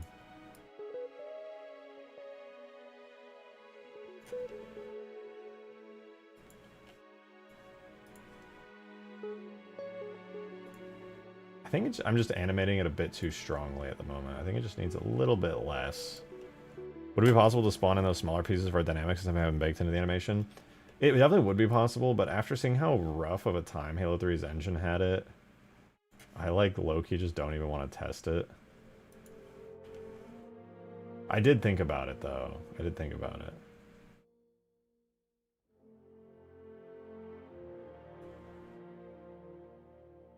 Okay, this completely changes the flow of the second half of the animation, so I need to do something like this, maybe. Now it kind of hits there.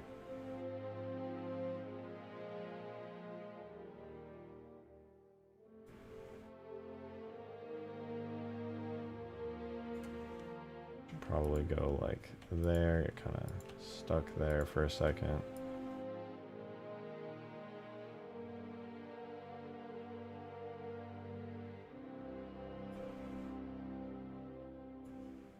And I'll delete the next keyframes, just kind of rebuild it from here. Goes boom. Boom. Maybe I could even have it like get caught and thrown almost by this object now, because it's kind of got that crescent shape where it hooks onto it.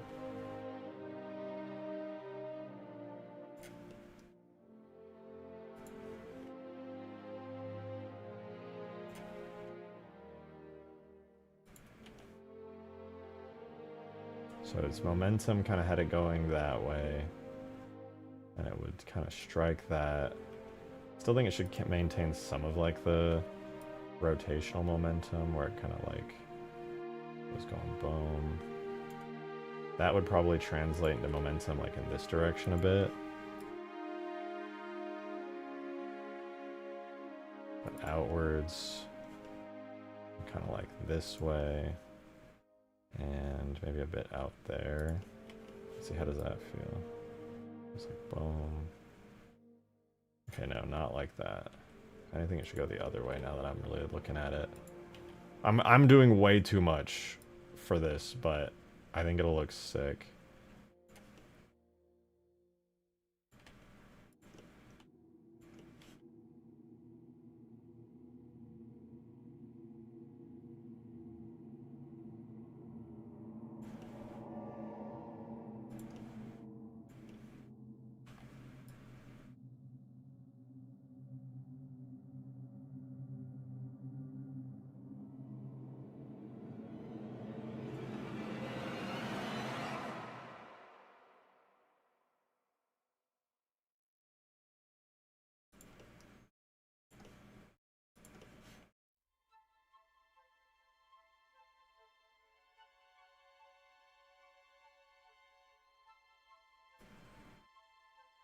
Okay, it goes down, impacts a bit. I think I want to lessen the actual impact on instant, like where it goes like that. The problem now is that it kind of moves out too much and probably doesn't move out here enough. So it goes boom, hooks on. Should probably get thrown a decent bit from that as it kind of gets hooked onto there. Let me see how that plays out though. Boom. The timing is so awkward on it. Go to big of a bounce. Yeah, I think I do need to. It's just the problem right now is timing. It looks so floaty because I'm just using default Bezier interpolation.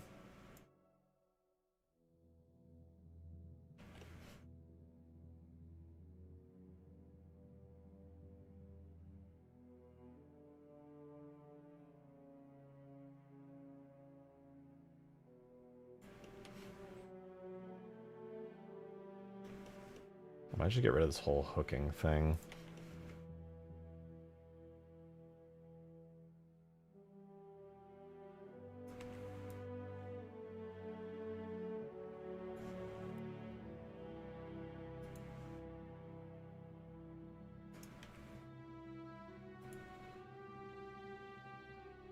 Alright, maybe, so let's see, it has an impact here. And yeah, I'm just going to simplify it so it impacts here.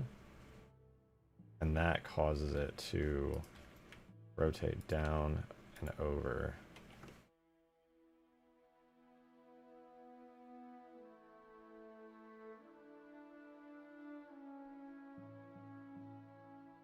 So impacts there.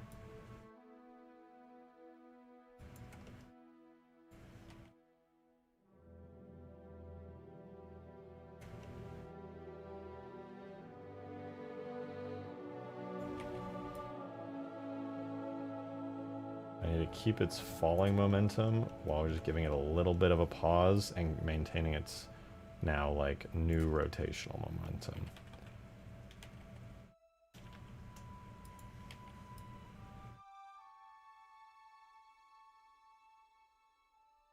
So it continues to fall, move out just a little bit, and rotate.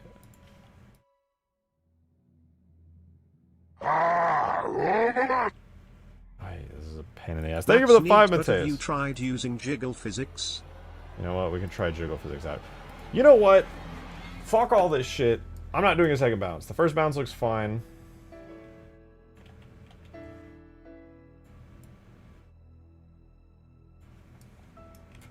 This is too hard for very little payoff on a detail nobody will ever notice.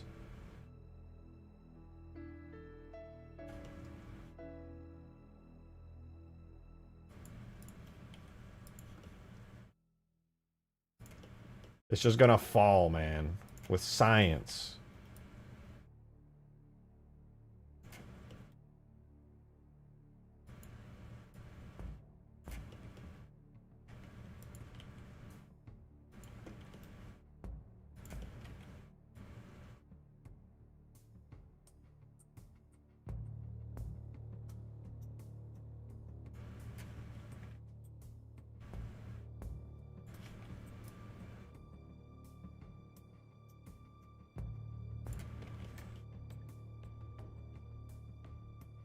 Okay, so the rotation has it going here.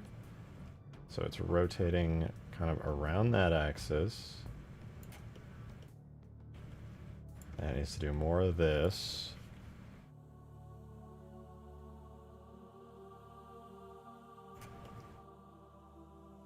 Maybe now we can do a really simple secondary collision. Where it kind of does that. But instead of that, because it goes here, maybe I could just bounce it back the other direction. That's what she said.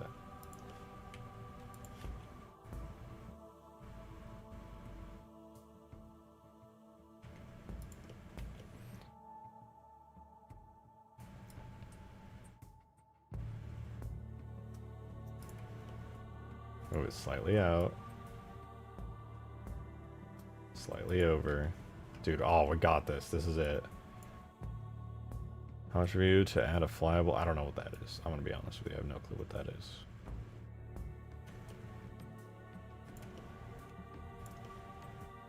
Slight rotation backing out. Boom.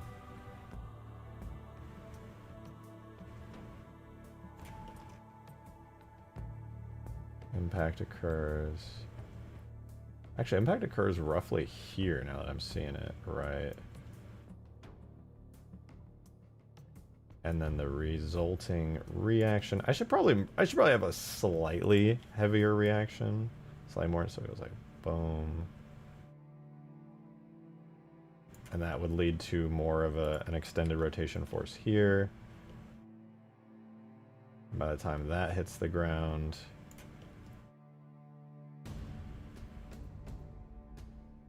this one will probably be like here.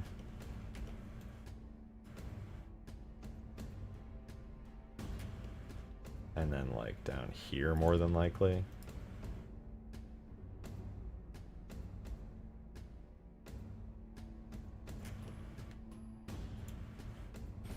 I think we got this one. I spent way too long on that, but rejected freak gun, that's what they call me.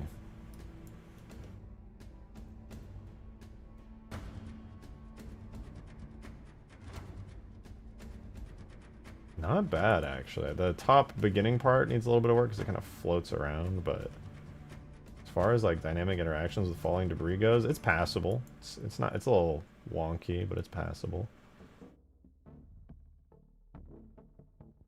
Maybe I'll add like a subtle, tiny bit more to the second little impact here, maybe. Because it hits that, and it just doesn't really feel like it rotates out that much in recoil from that.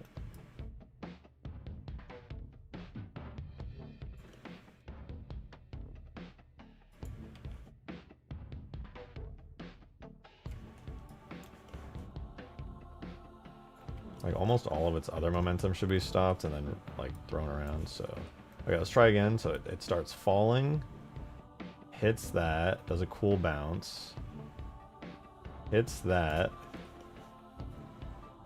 Honestly doesn't move that much right off rip.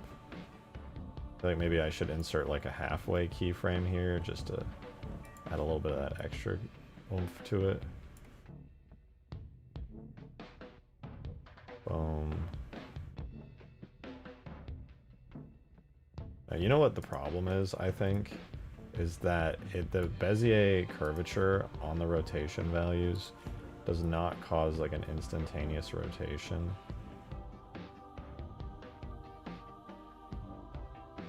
I think if I kickstart it with a very subtle one where it goes boom.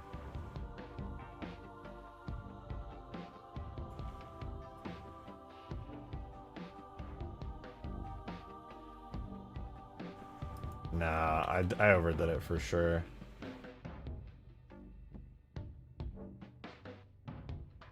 Maybe just a teensy bit though. That's nice. That feels balanced.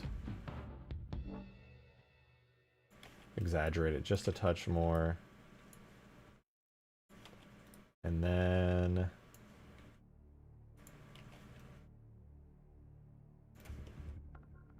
I think it's golden.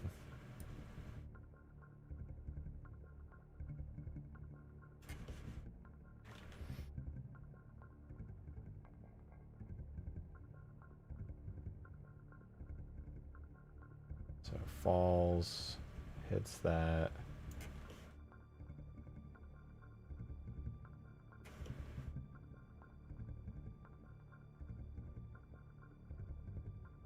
This one needs to move inwards just a touch because I think it kind of awkwardly rotates there, and then yeah, just have the final keyframe also move in a little bit.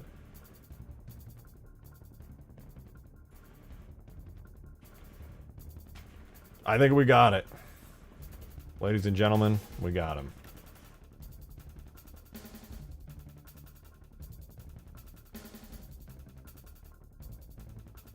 That's pretty cool, man. Technically, we have one final one to do, which is the two-parter right here. This guy right here has not moved since we started rigging it all up.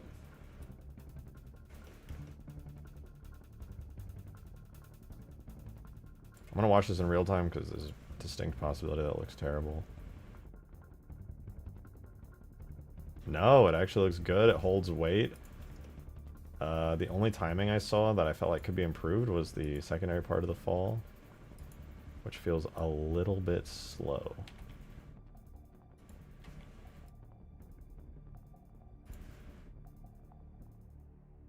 Okay, it was a little bit slow, but I moved it just a touch too much. It was a very subtle change.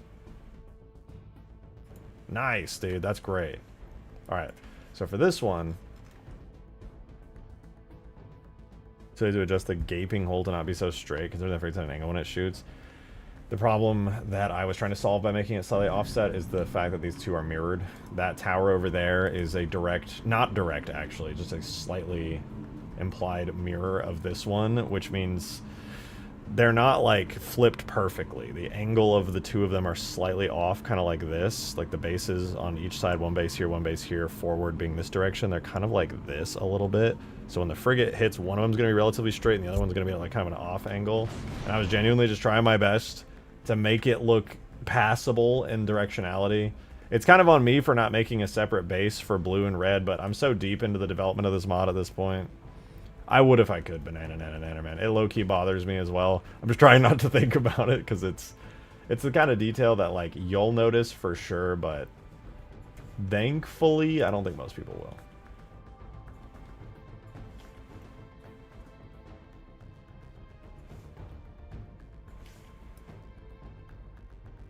The towers be rotated on the map? Yeah, they can. They are objects, but the way I have them set up is now reliant on like a bunch of things that if I change them, I would probably want to cry. But at least I'm not alone. True. It bothers me as well, deeply and profoundly. All right, what do I want to do for this one? Do I want to do anything unique or interesting? Doesn't look like it's going to collide with anything on this one, thank God. I guess I can just have it kind of split off. Not the worst thing ever. And I'll animate the other front tip separately. I'm just trying to do them together for now.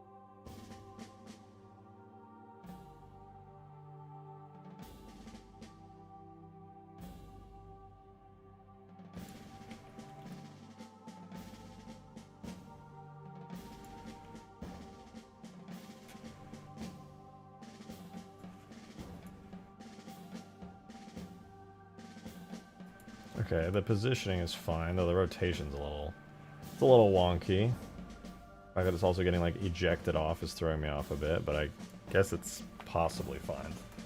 When is anime goth Cortana being added? Soon. Top priority. Priority 1, if you will.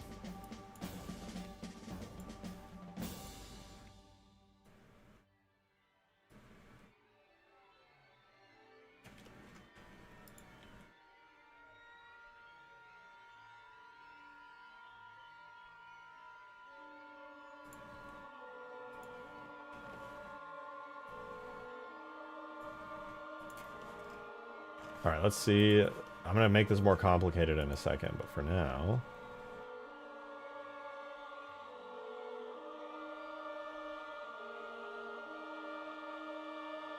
Not too bad.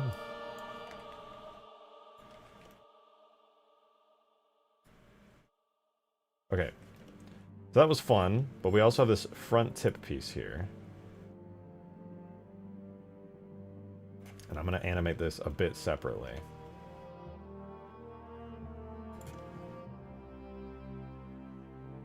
I think what I'm going to do is kind of have this bit fall.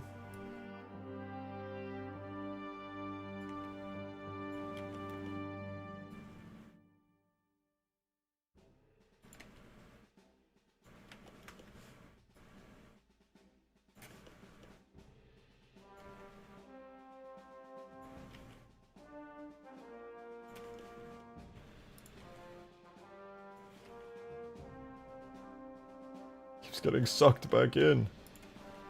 That's also what she said.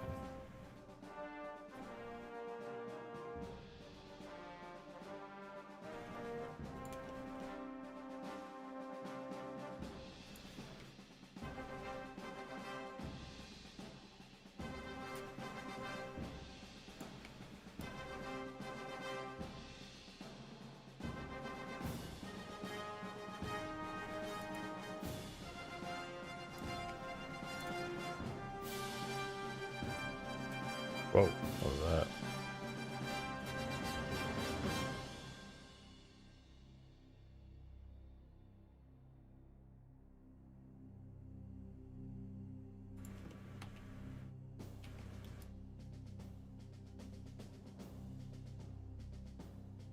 Okay, we're nearly there. Am I working on the destruction animation? Yes. I added these separate bits in for the little side panels currently when this thing gets destroyed. These little structural pieces that kind of used to hold up the thing here, they kind of just stick on. And they look thin and small and fragile, so it's kind of awkward that they just sit on it rather than falling apart as a unique individual piece. So I have spent the last 30 minutes rigging and animating these things so that they can now be separate objects that get flung and have their own physics and do whatever it is that they need to do. I've animated all 4 of them. I'm on the last one right now, and now I'm going to check the timing on it to see how this looks. It's a little awkward. Timing is definitely off and a bit weird. So let's go back up here. We're going to slowly push through this here. It kind of goes flying off. Okay, first and foremost, this starts to just go flying off forward way too quickly. It's throwing me off.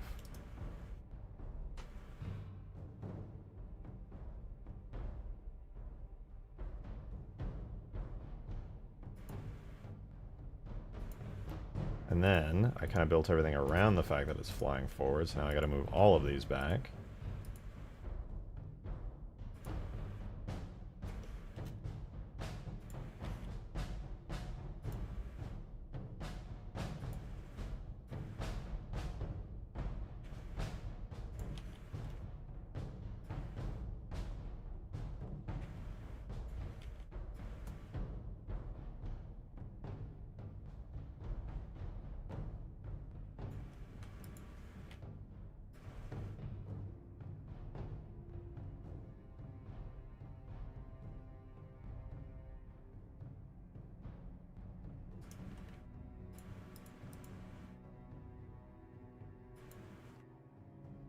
It's passable. Yeah, bowling alley screen to get a strike. Dude, if I saw this thing coming down when I got a strike, that's my go-to bowling alley. That would be sick as hell.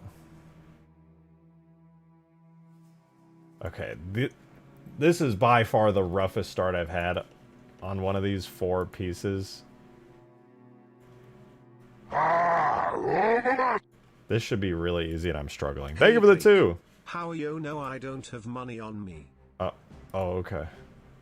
I mean, I wasn't going to ask, but, you know, it's fine to just assume that about people.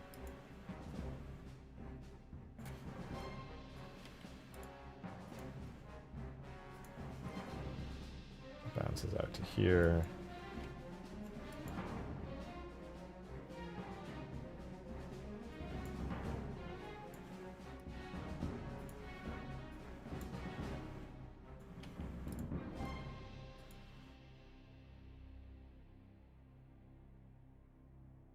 Okay, timing-wise, that does start to feel pretty good. The little crescent moon shape at the front definitely needs some adjustments.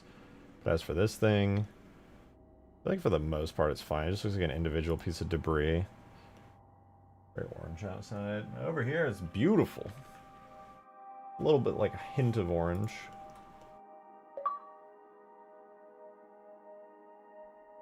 It sounds like unnecessary extra work, but wouldn't it make sense for half of those underside pillar bits to snap or shatter upon hitting the base and ground? Thank you for the 2 Gyarados. And yes, it would. I technically could do that, but that's a lot. That's a lot of work. It's a substantial amount of work. Oh, 1 second. I'll be right back, guys. Give me a quick 2-minute break.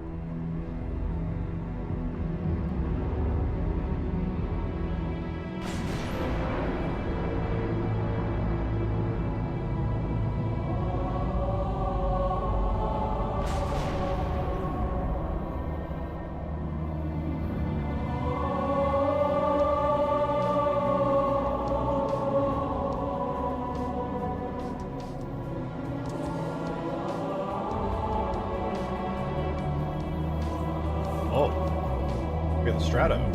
The new Davy Jones materials, no less. God, it looks so good. Look at those subtle details, man. It's such a shame that the map is so foggy. You can't appreciate the Strato's detail nearly as much as you should be able to. It's so cool, though. God, it's so cool. Oh, man, I love it. All right, we're on the last and final part of the animation before we get all of this in, because we still don't have any of the animated bits in game. We haven't seen it at all, and we're on the last step. So let's just finalize these two final pieces falling, and then we'll get it in and get to appreciate the satisfaction. I do think this is a small detail, but I'm convinced that this will really up the just coolness and dynamic destruction factor to have these smaller chunks falling off. It'll just add that little bit of detail that I think will go a long way. Okay, I think this slows down a little too much on this frame. I'm gonna speed this part up a little. Actually, maybe instead of speeding it up, I just need to move it downwards a bit more. The way the keyframes and the interpolation works on the timeline's a little weird. A little less. It's the small adjustments that make a big difference. I'm gonna ignore the front piece and just focus on the main pillar here. Just this one. Okay, it speeds up a little too much here. Maybe I was wrong about my assessment on that. It goes boom. It moves out a little too much. We'll tuck it in. Let's watch it again. So it falls. I mean, it's relatively consistent. It definitely falls slower than the other pieces, so I might just crunch all the keyframes down after, but it's not too bad. I'll leave that, and now let's focus on this front crescent shape right here. Make sure this one looks good as it's falling, because right now this one's a mess. It shoots out because it's still using the old settings. So we'll move that in a little. Oops.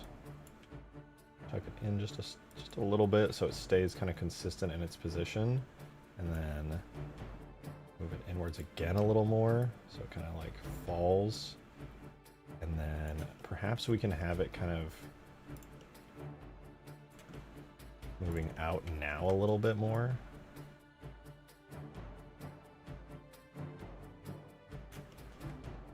Almost like there's some kind of recoil, like an implied movement between the two pieces. And then just gotta keep bringing it back in here.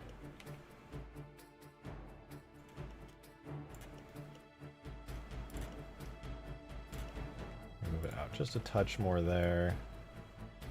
And then move it in. Make sure it's underground a little, hidden away. It's not bad. It's not bad. Let's do the last final tweaks. You're doing this as a device machine, right? Yes, yes. This whole thing is a big animated device machine. They sync perfectly in multiplayer, so they're the best move for anything regarding this. Okay, now the problem is more so its rotation. It's kind of consistent here, but then after this keyframe, from here to here, it rotates too much.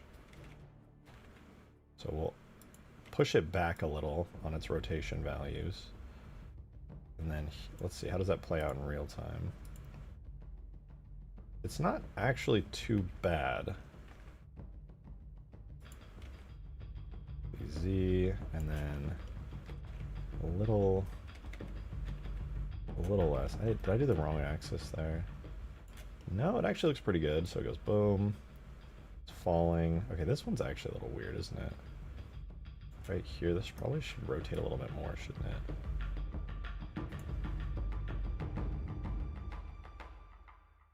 It's a little strange looking, but this part for sure needs to be quite a bit less. And I guess that one's fine because it is at that point hitting the ground. All right, let's see. We might be good here. I'm going to watch it again in full for this part.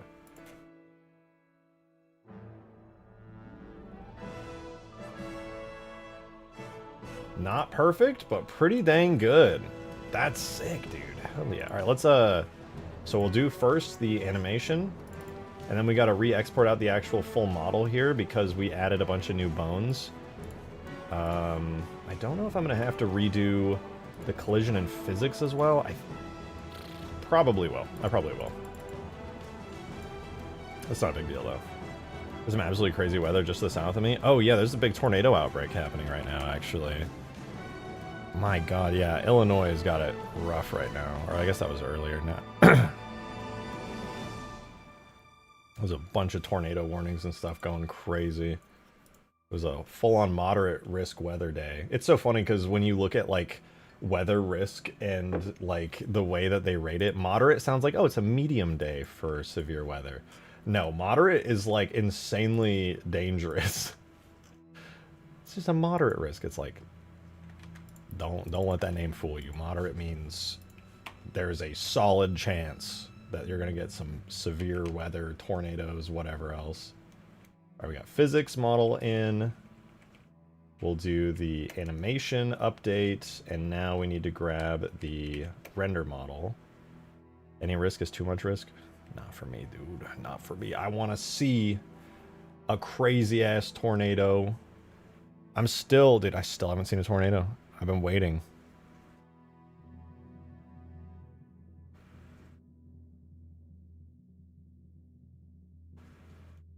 Alright, lastly, just to make sure my I's are dotted and my T's are crossed, I'm also going to re-import the collision model with the new rig, so make sure everything's matched up. So we got all this in.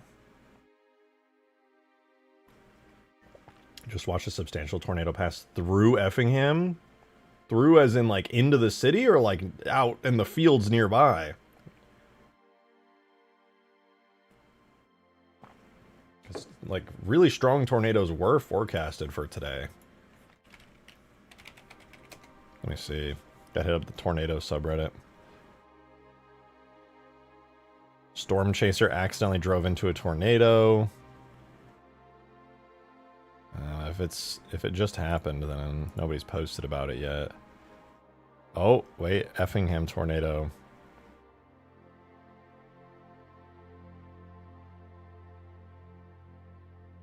Damn, it actually went through. Effingham did just get hit. That's brutal. It was not a weak tornado either. Hello, yes, I would like the object to get imported, please. What's going on here? Collision model's really struggling for some reason. Did I break it? No, I don't think so. I'll double check.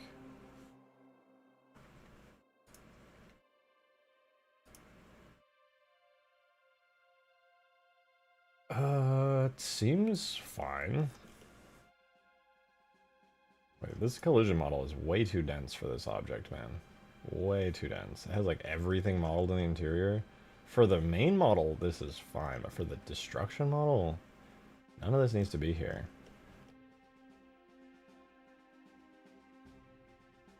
Object imported in my house via tornado. God, I hope not.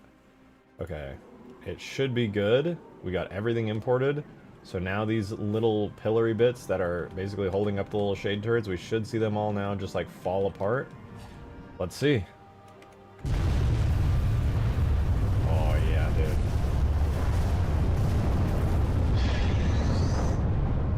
dude. It is admittedly subtle, and I kind of want to maybe reanimate them to be a little faster, but... I like that little extra bits of debris that they add to everything. Is kind of sick. I think I'll probably create some frames for when they hit the ground as well. Maybe kick up some snow to kind of, like, hide and mask the fact that they're literally just falling through the ground. That's sick, though. Seeing those, let me look at it from the ground too. I feel like from the ground would look really good.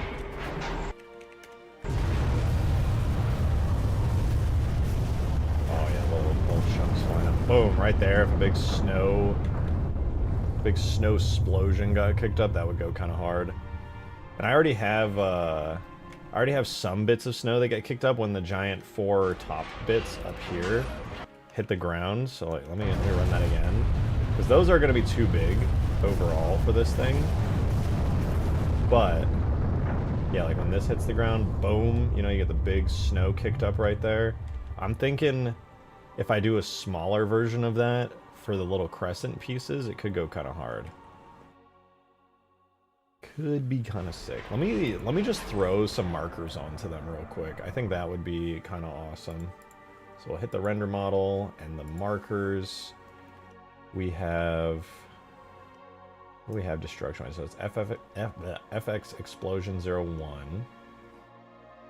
I'll do this. I'll duplicate this. We'll name this FX Crescent 04. And we'll parent it to this bone right here.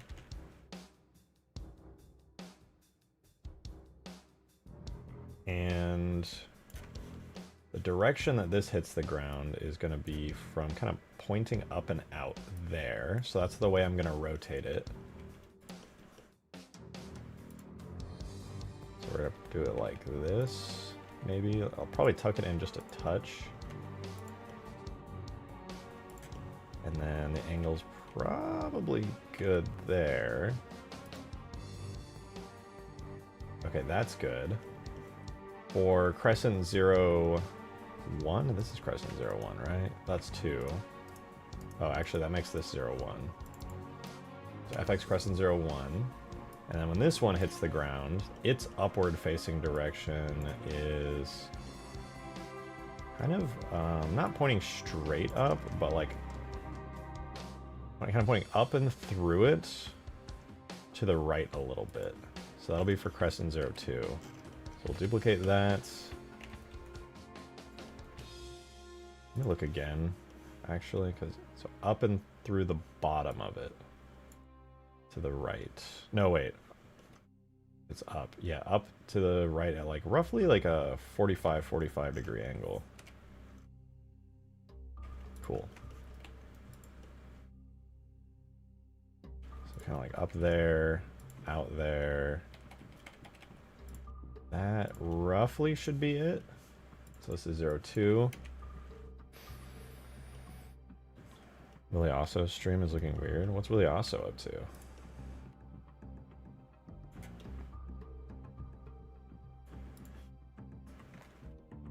we parent it to that bone.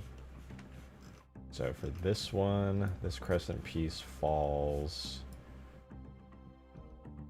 And when it impacts the ground, it's at out to the right, up at 45 and back 45.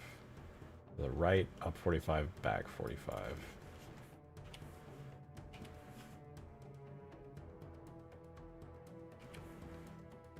Right, back, up 45. So I go back, there.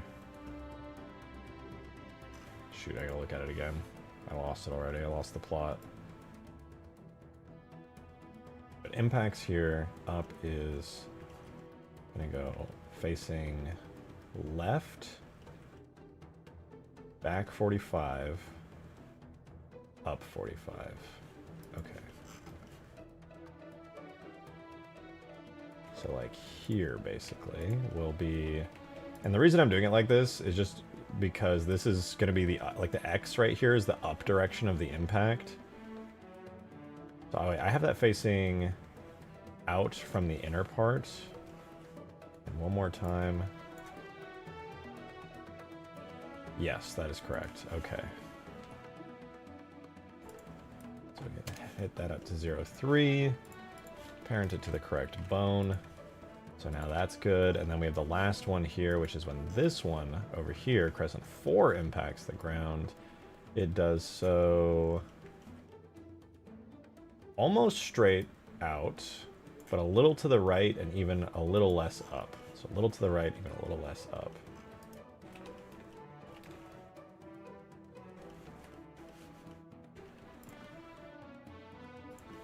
So a little right, even less so up. They're streaming with Gold Athena. Gold Athena. Gold Athena. She does the like really nice voice acting stuff on Twitter, right? Where she like re-dubs over a bunch of stuff. Pretty sure that's her name. I'm kind of bad with names, but I'm pretty sure that was her. She actually has like such a nice voice. I was like, it's so rare to find like somebody who's just like, yeah, I'm gonna try just like doing a little voice acting thing real quick, and then they do it and it's like actually excellent. As somebody who used to like go to those old voice acting forums for like fan dubs and things, and I've heard like 1,000 terrible amateur voice actors who admittedly are really trying. I was very shocked. Although we're gonna Halo 2 rebalanced. Ooh! Oh yeah, wait, Gold Athena, yeah! Dude, she's hella talented. The work that she's done on Halo 2 Rebalance is crazy. It's actually crazy.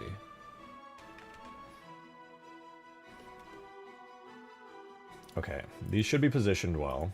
I'm going to export that real quick. Now what we need to do is we got to add these little snow explosions. I'll probably have to make like a small version of these little snow explosions, but for now I'm going to use the full fat giant one that I use for the other big pieces. Just so that I have something in the meantime so I can, like, check. Oh, dude, I still can't wait for Halo 2 Rebalanced. I'm so excited for that mod, man. We got Halo Campaign Evolved, rebuilding Halo 1. Presumably, they'll be doing a rebuild of Halo 2 as well. But, dude, classic Halo 2 on their rebalance is going to be so good. Just waiting for green to go, no, rebalance!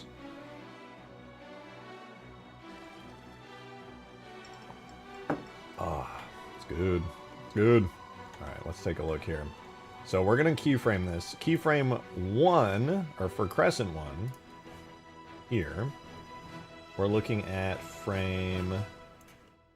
Probably do the impact effect at about frame... Do 90... 97. 97 for Crescent 1. So we'll play that effect. We'll do a new effect of Snow Impact, FX, Crescent 01, and that is going to be on frame 97. Now we're going to do Crescent 02 over here. Crescent 02's impact is roughly, I'd say like 82. We can obviously tweak these as needed, but that should be good. For Crescent 3 over here on the front, it likes to impact at about, I'd say 98. 98 is probably good. And then lastly, Crescent 4, we'll see impact at roughly 96. Cool. We do need to re-import the render model here, because the markers... Actually, wait, now that I think about it, I can perfectly orient these. Why didn't I do this before?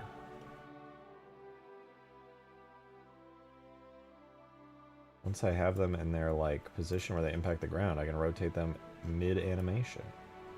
Big boy. I should have just started with this. I made it way harder on myself. Because look, this one was like pretty far off. Well, actually it wasn't too bad. But it was like, I don't know, a good 15, 20 degrees off.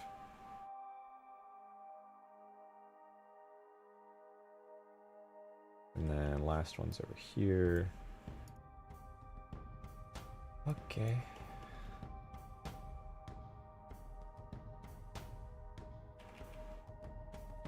Alright, that looks good. We'll go back to frame 0 and throw this in. I think we're golden. I really want to play Halo 2 Rebalanced. It's going to be so fantastic. That mod's going to add so much good content. It's literally going to be like the definitive way to play Halo 2. And if I ever go back and make a Halo 2 mod, I'm going to be like, damn, I sure hope they release the entire Rebalance tag set, because I just want to mod that instead of vanilla Halo 2, because it'd be way better. Alright, let's take a look here. Let's destroy red and see. These snow impacts, when these little guys fall, are probably going to be too big, admittedly, but we'll just see what it looks like.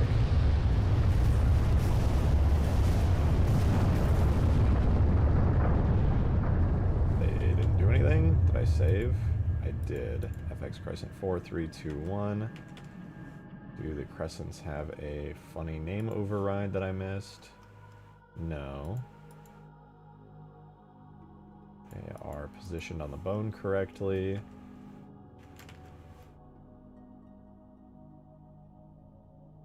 I misspell it. There's FX Crescent 4. Did not misspell it.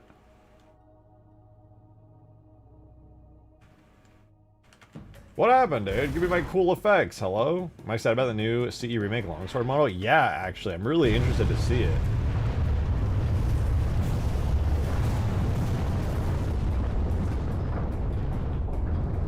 Why? Am I using the wrong animation here? FX Snow Impact. Yeah, that's correct. FX Top Impact 2, FX Crescent 0, 1, 2, 3, 4. I'm so dumb. I literally didn't even import the new model. God damn it, no wonder. Dude, the Halo lore guys for the ships and vehicles are back out in full force on Twitter, okay? People are trying to reconcile why the Pillar of Autumn looks different in lore. Again, bro. They're trying to reconcile the Pillar of Autumn's design being different. The Halo ship canon lore people can't accept the fact that the ships just look different due to artistic intent and stylistic changes. It's the same ship in Halo Reach, it's the same ship in Halo 1, it's the same ship in Campaign Evolved. But they started going on like headcanon rants talking about it as if it's really canon, where they're like, yeah, well, they just retrofitted it while it was in space and changed it. Like, what do you mean? That doesn't even make logical sense. I can't game just imagine. I don't know. Halo lore people freak me out, dude. They need an explanation for every artistic redesign. It's like, it's just different because it looks cooler. That's all it is. It's a different art style. Halo Reach has a different art style from Halo 3, which is a different style from 2 and 1. They're all different. It's fine. It's just the art. It's the same ship. It just looks different because it's a different artist interpretation in a different art style as the art styles evolve. It's not that complicated. We don't need 10 different longswords and 10 different Pillar of Autumn versions because they look slightly different. It's the same goddamn ship.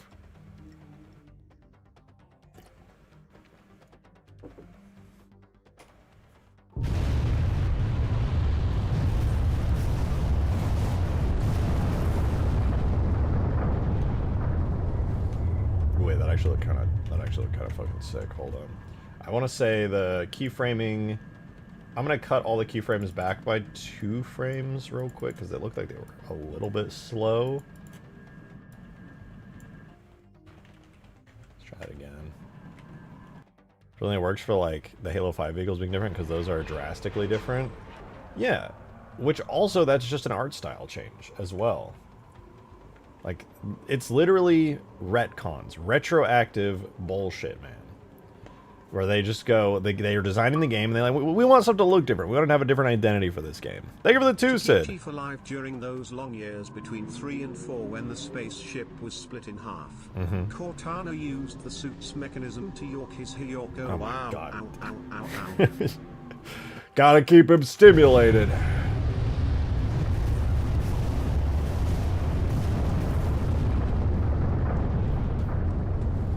Okay, I'm gonna add 2 more frames of subtraction because it was almost there. It always bugs me that these keyframes are like ever so slightly off in engine versus in Blender. But as long as I can get the results looking good, I guess it's not a huge deal. It looks good though. The way that they impact and actually like leave a big snow explosion.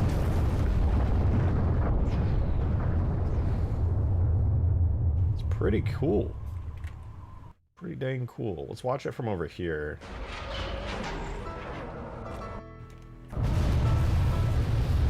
Oh, it's all falling apart.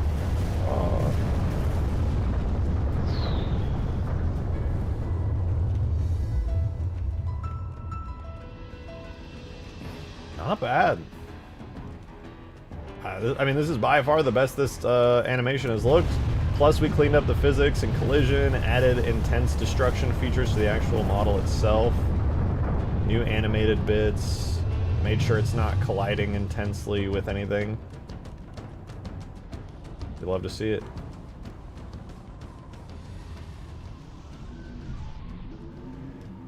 Try and get splattered by the falling spire pieces. Well, the little pieces don't have physics, though I could give them physics. Maybe I should do that really quickly. Yeah, you know what? I'm going to do that really fast. Because I was thinking about it earlier. I was like, sure it would be cool if these little bits had physics, but right now they'll just phase through you. I am gonna fix that. I'm gonna fix that, dude.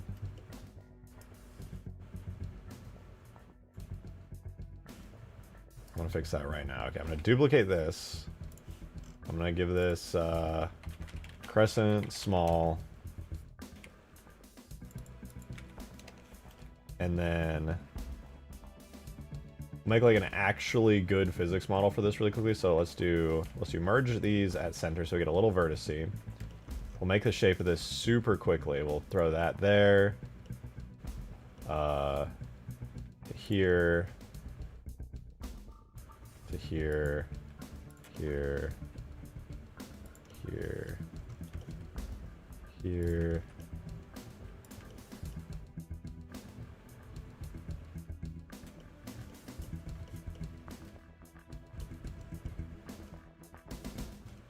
Do like that.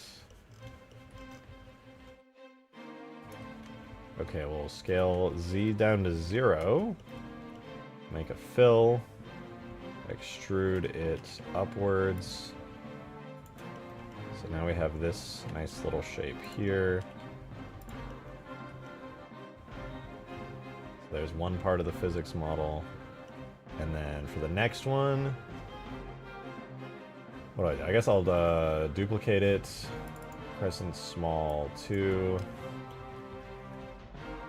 Merge again at center so we just restart the shape of it. And then we'll just do this real fast where we kind of make the shape. A little outline of it.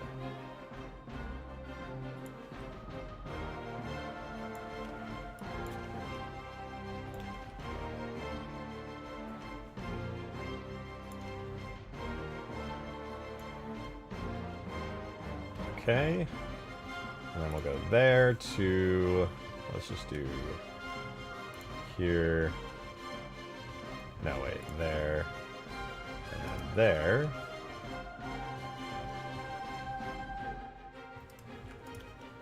Grab those two,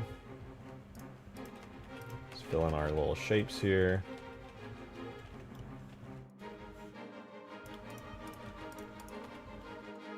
Sure, that's fine. Then we'll go over the top to fill in the rest of the shape. We can probably hide all the render model now too, actually, so we don't have to get overcomplicated with it. Alright, got our little shape here.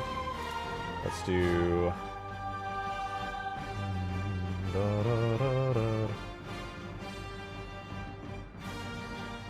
Grab that. There. Duplicate. Scale x minus 1.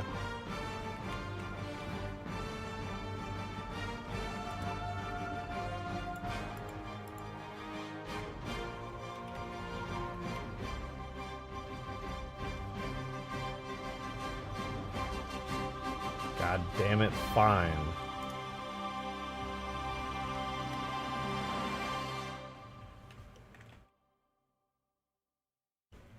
I'll do it the easier way.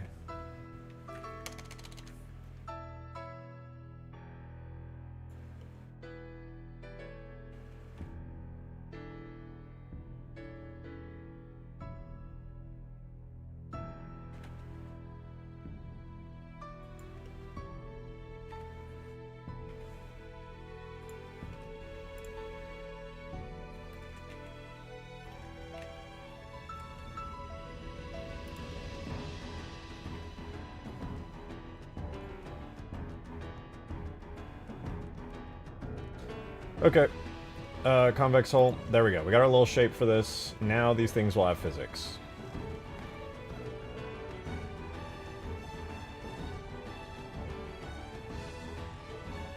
All we gotta do is go and parent them to this bone here. Now we can duplicate them, rotate them negative. Rotate them negative 90 degrees. And, yeah, kind of bring them over here.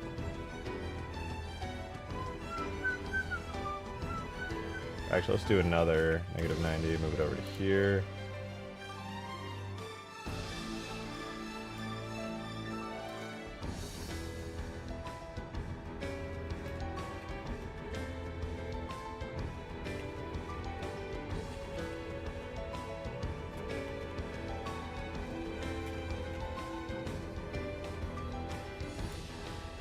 Okay, not bad. Duplicate it again. Minus 90. Blah, blah.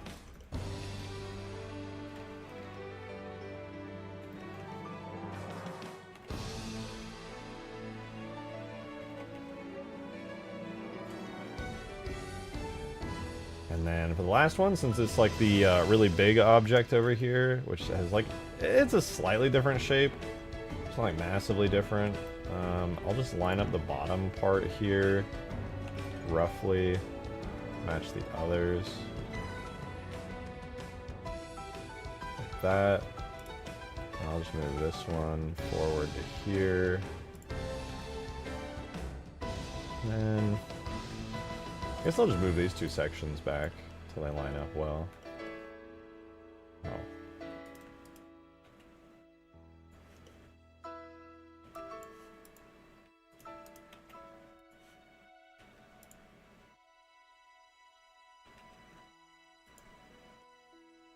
Yeah, anyway.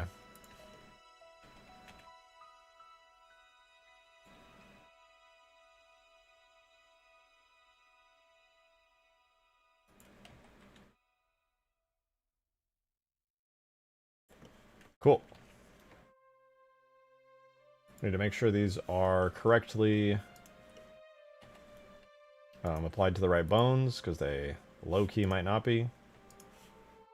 I think I kind of skipped over it a second ago. For the others, I do that sometimes. Oops. So those are parented to that bone.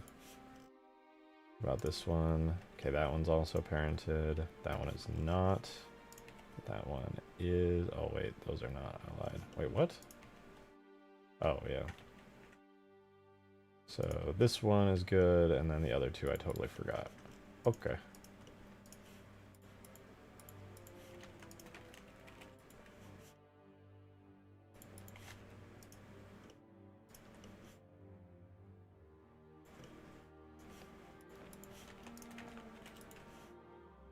Okay, they're good to go. Now these objects have physics. Now I can get squished by them. W. I know bones are like a standard Blender feature, just something to think the Spire just has actual bones. Hey, the Scarab could have bones, right? That's made of little like Golo worms, so for all we know, there's a skeleton inside the Scarab, and when it dies, there's going to be a big rib cage left behind.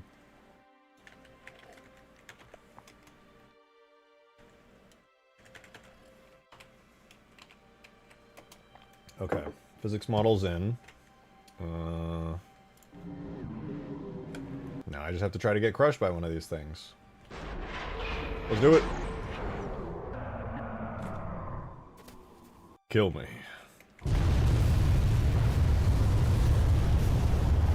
Yes! Oh.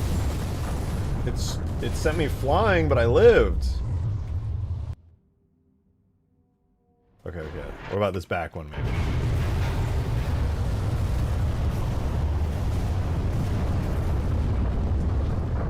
It also sent me flying, but I lived. God damn it. How about this one?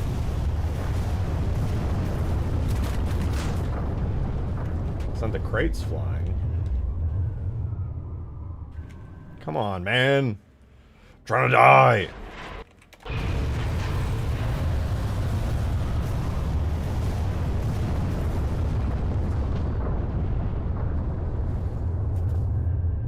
Wait, that was kind of weird looking. Pause. I swear to God, the front one did like some really wacky weirdness. Where it like rotated. Oh, because it hit the side of the thing and changed and rotated. Okay, yeah, never mind. I did notice one little thing I'm going to adjust really quickly, which is on this. These things kind of like moved midair to the side.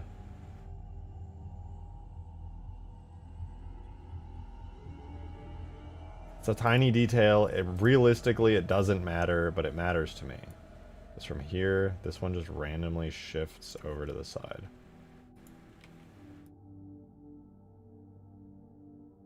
Freaking me out.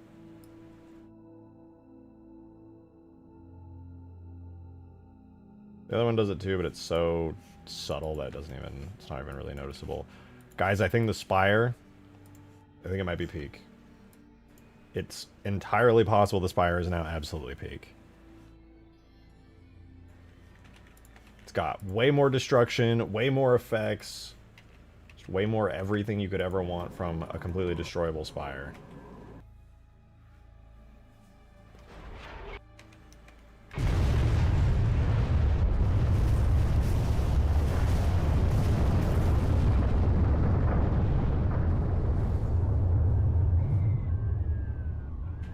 It's beautiful.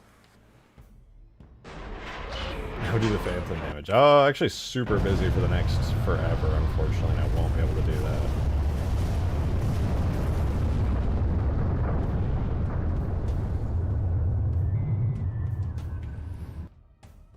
It's not the best animation ever, but it's passable. It's satisfying and passable.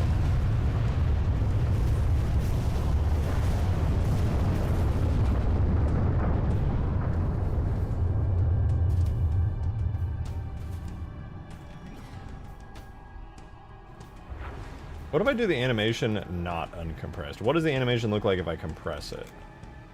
I wonder if it'll like smooth out stuff and make it look better inadvertently, or if it'll just actually look worse. Better than the Halo 4 Lich? This is like 10 times better than the Halo 4 Lich. I don't even know if you could say realistically that the Halo 4 Lich even had destruction because of how bad it was. It's fine. I'm gonna get the animation uncompressed. That is insanely satisfying though, dude. I love it. Holy fuck, I love it.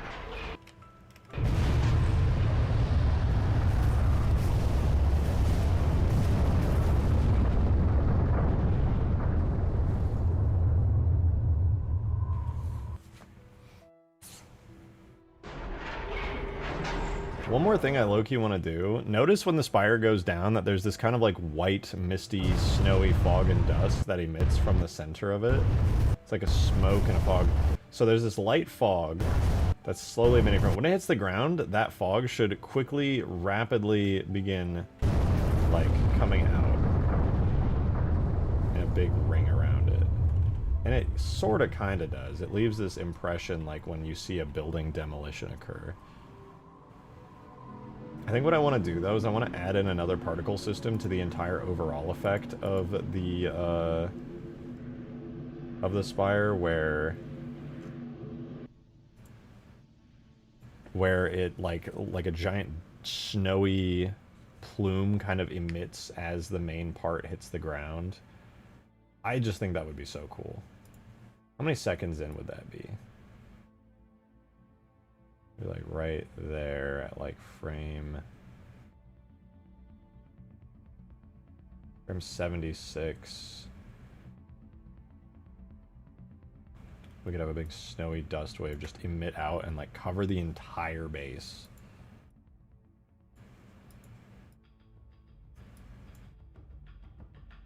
Let's try it.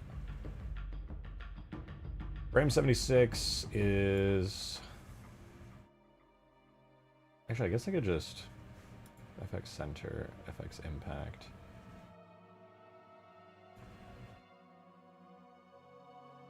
I guess I could just make it an entirely new effect that's just separate but attached to the animation. I'll call it a Spire Fall Impact. And we'll play that on frame 76. Oh fuck, I swapped it out on accident. Oops. Spire Destroyed Snow, and then we add a new one, and that'll be Spire Fall Impact. So put it on FX. Spire Fall Impact, FX. No, we won't even need to put anything on it. That'll be, I think I said frame 76. And basically what I want to do for the effect is not have any of the stuff that the main Spire has, none of the sounds, screen effects, particles. I just want a big snowy plume to kind of like erupt out as the main parts kind of fall down. So I think, is this it? Wispy Smoke Debris? I think it might be this one.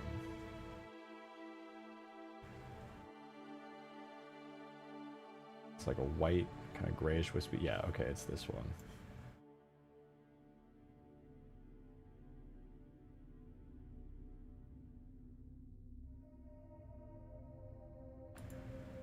Okay, so here we have dust.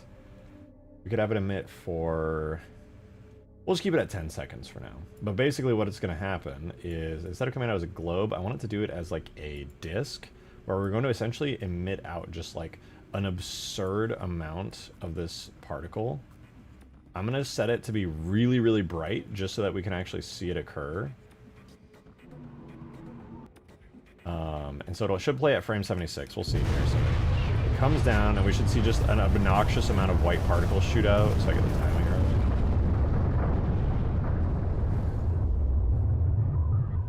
Okay, I'm not gonna lie. Okay, that must be it right there. Yeah, that's just the obnoxious amount. Because it's coming out in a big cylindrical ring. What's the emission rate? So it starts at 5 and it ramps up to 50. So we can get rid of all this because this was for a previous thing. We could have it at 50, fade it down to 5 over the duration of the system age, which I'll make 5 seconds for that thing's sake. And then we won't need any starting count.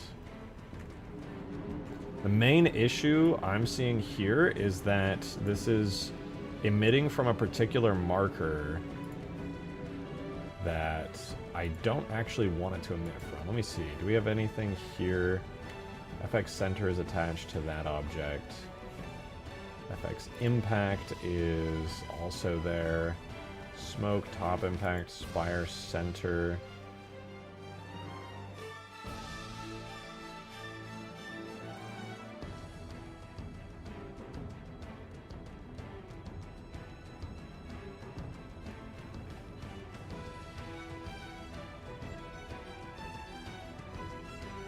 Okay, I see what I gotta do here. So this spire center right there, I'm gonna make a new marker. I'm gonna call it spire lower.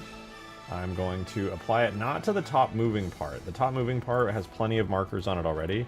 Where I actually need it on is the root bone. This is the bone that never moves. So any marker I attach to this will actually just stay there forever and never move. I'll do it up a little bit there, kind of like on the roof of the lower part of the spire. And we'll get that exported into the game. And that was called Spire Lower. So we can, while that exports, switch it up so our marker is Spire Lower.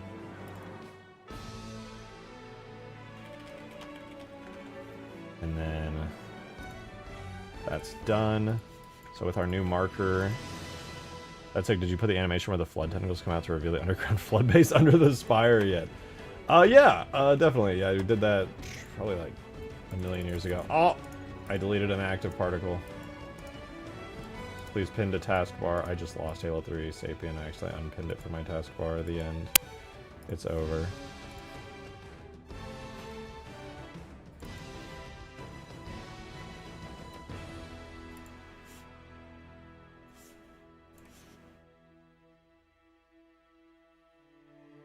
Okay, should be done importing now with, yeah, there we go, skipping PRT creation. So we now have the Spire Lower marker, and we just ought to make sure here our smoke debris comes from Spire Lower and just emits from like a really big disk. We'll also do, emission radius right now is 10. It's probably fine. We'll do a particle random between 0 degrees and 30 degrees. And an emission axis angle of positive 30 degrees, which will hopefully make it kind of go up and out. I could probably lower that to 15 now that it's going to do this whole up and out deal.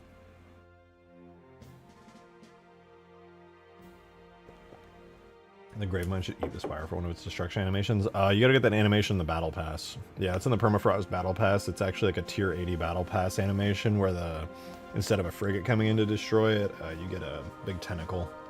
Yeah, you're gonna have to buy the premium battle pass, I'm afraid.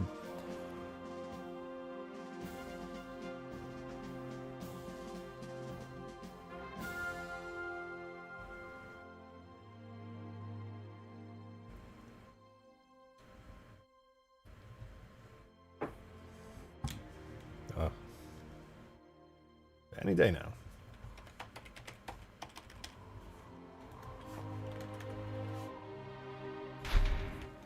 Time to turn my cheats back on. And then we're going to do the script for Spire Destroy Red. So we should see an annoyingly large wave of snow emit out there.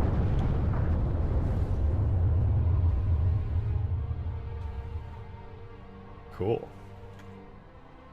I think we could do better than that, though. Let me increase the velocity. I don't know what the fuck is going on with the self-acceleration here, but I'm just going to give it an initial velocity of, like, 30, which then fades down to 3.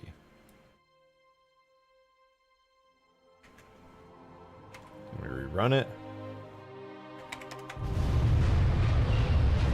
So we should see now these particles appear very quickly, and ooh, yeah, that's kind of more what I was after, to be honest. Kind of selling the overall impact, pushing air out of the way, picking up snow in the process.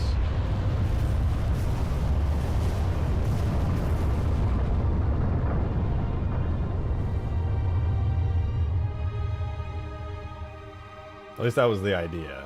I don't think it's perfect by any means, but it's not bad. It's almost like a little avalanche, which is kind of cool. Interesting that the particle alpha is there, because what that tells me is the particle itself. That's fire. It's not bad. I'm going to lower the opacity a little bit so it's not quite so visually intense. It's almost kind of cool that everything goes white inside there, but also it maybe is a bit much.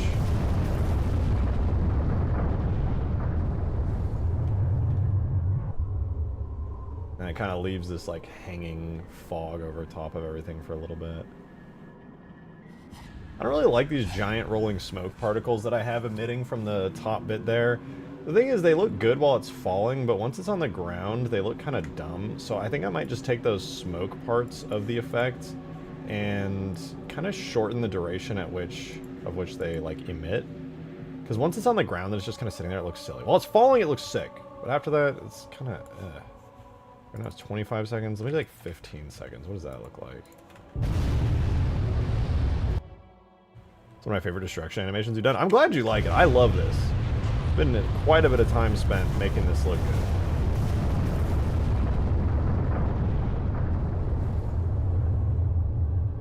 Okay, it's still emitting. It's still emitting. It's probably been about 5 seconds past where I would have liked for it to stop. Okay, I'm gonna bring this down to 10 seconds then. Because it does not look good.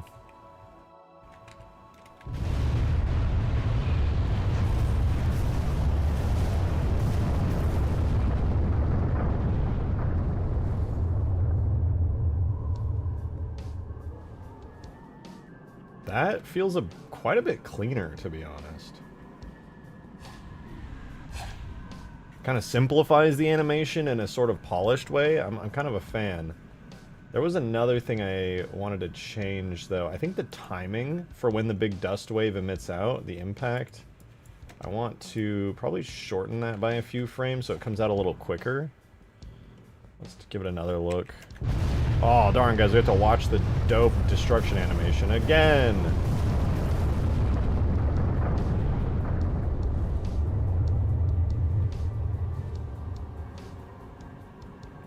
Pretty clean.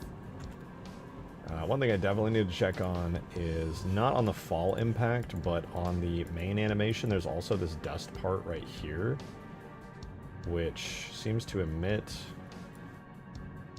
for about 10 seconds. And then I think I originally had it so this was kind of the dust wave, but I am going to get rid of this.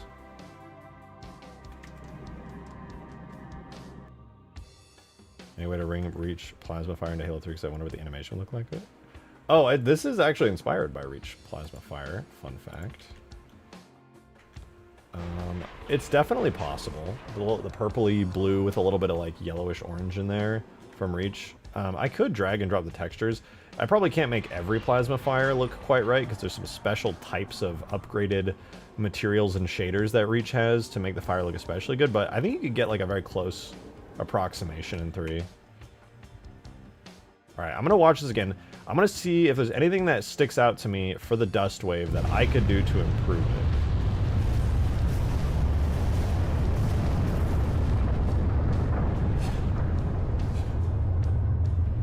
Honestly, not really. That's just kind of awesome. Maybe I could speed it up a little bit. Right now, the current speed feels pretty fucking good. I'll just tweak it and see if like doubling the speed looks stupid or maybe it looks better. We'll see. 30 was already really good. I was pretty happy with that, but if I can make it a little nicer, then I will. Yeah, that's definitely too fast, I would argue. Let's try 45 as a nice little in-between. I feel like it could have used a touch more speed.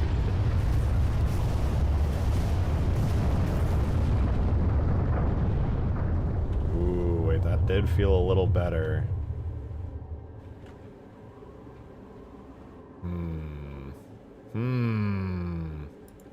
Okay, I'm gonna turn it down ever so slightly more. So now we're... The original speed that we had that I liked was 30, and now the particles are gonna move at 40. We just saw 45. I'm just tweaking it down a little slower.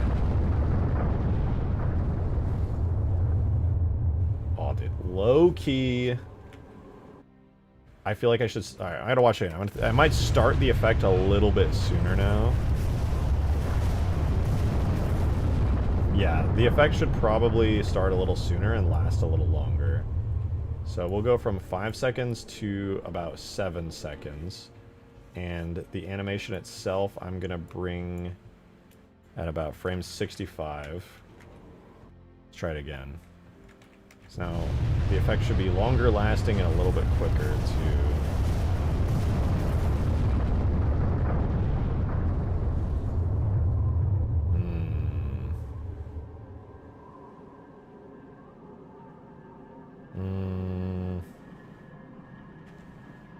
I'm going to try something a little quirky.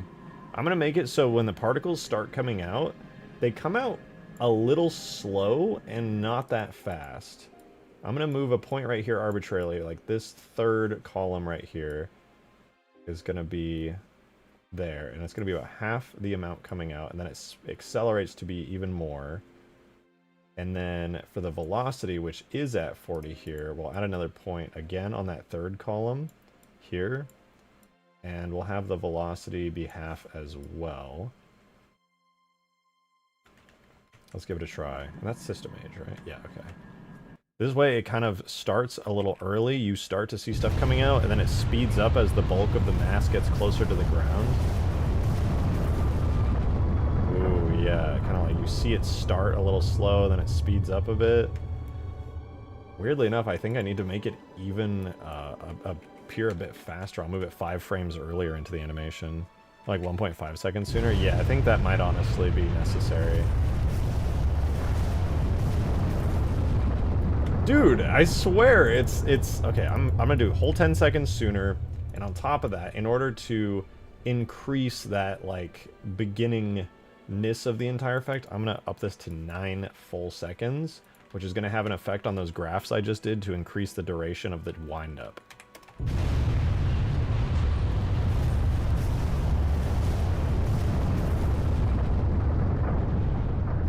Not bad, not bad. I actually do think 7 seconds would have been perfect there. Hold on, let me see that again, because the timing is really good now, but because I extended the duration of that event, the wind-up was a little too slow.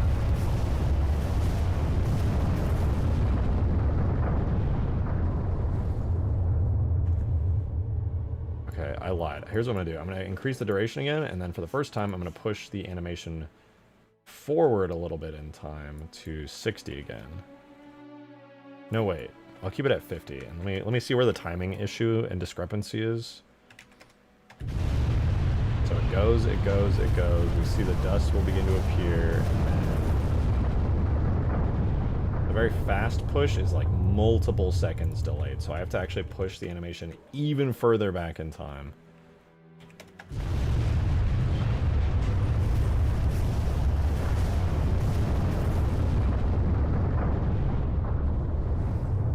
Not bad, not bad.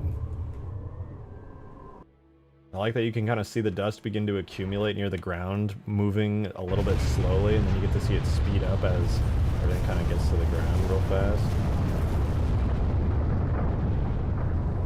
Honestly, the timing is still a little off and it's killing me. I would have only 5 frames back, just like a fraction of a second back.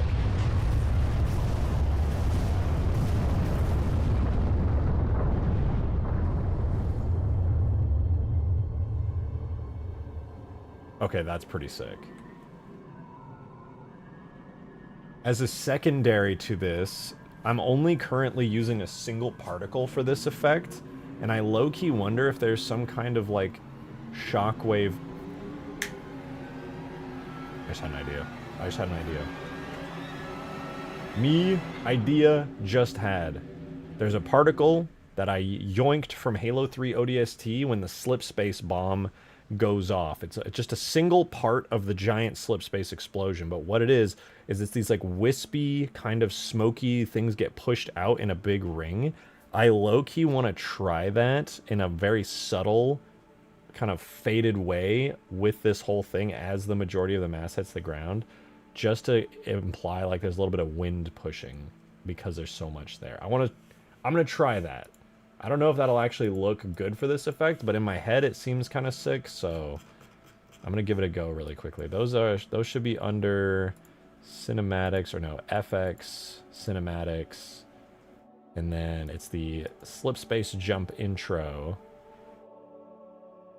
and then tether blast, no, particles, slip space sphere. I don't think it's slip space sphere. Radiation flash, no. Okay, maybe it is slip space sphere. We're loading. Okay, so slip space build, ground, enter, collapse. Collapse has the center, sparks, and then it should be under explode here, where we have... I think it's ground smoke long, right? Let me take a look at this texture. I believe it's ground smoke long that I'm looking for here. Wispy smoke small. Yes. Okay, it's this, but it's like stretched out on an... yeah, as a high aspect ratio. Okay, so that's exactly what we want. So check this out. We're going to take the dust, duplicate it. We're going to make this wispy push. And we're going to replace the particle systems here with the ODST slip space sphere. But then we're going to just do like some insane adjustments to it to bring it the scale way down, because obviously the slip space explosion is enormous. So all we want is ground smoke long, so we can get rid of most of the things in here.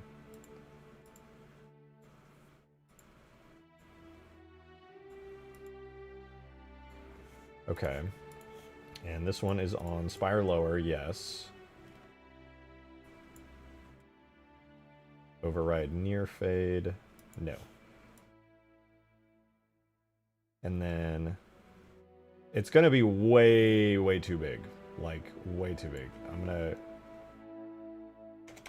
to minus 100x every large value I see.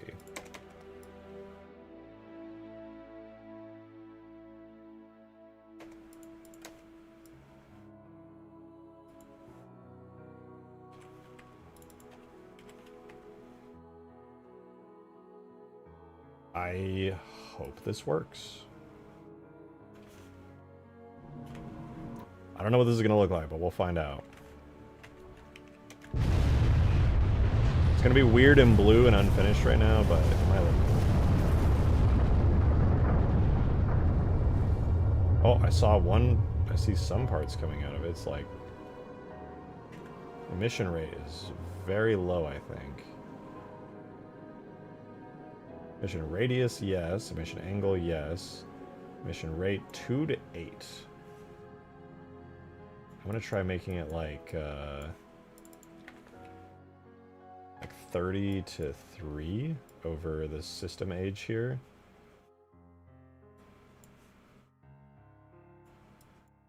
And then, what is the emission? So it's disk constant, and it's on Spire lower marker. Okay, sick. Let's just try it again. Apply that to the tentacles too, and they slap it. It looks like there's more force behind it. That's true, but you know, only the battle pass people will appreciate that. Okay, I do see the particle. It is sort of kind of at the correct scale. I think the problem is the sort bias is so ridiculous right now. Dust sort bias is -10. I'm gonna have to set wispy to like -5 or something, and then... Why is it emitting at an absurd radius?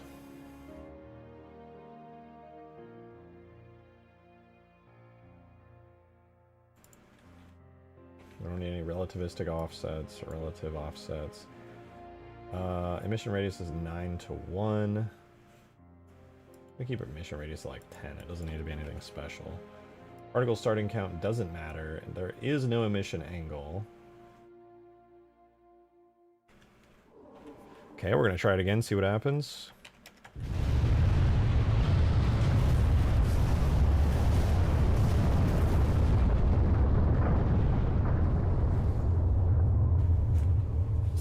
Well, it's certainly interesting, but that's not the result I'm after.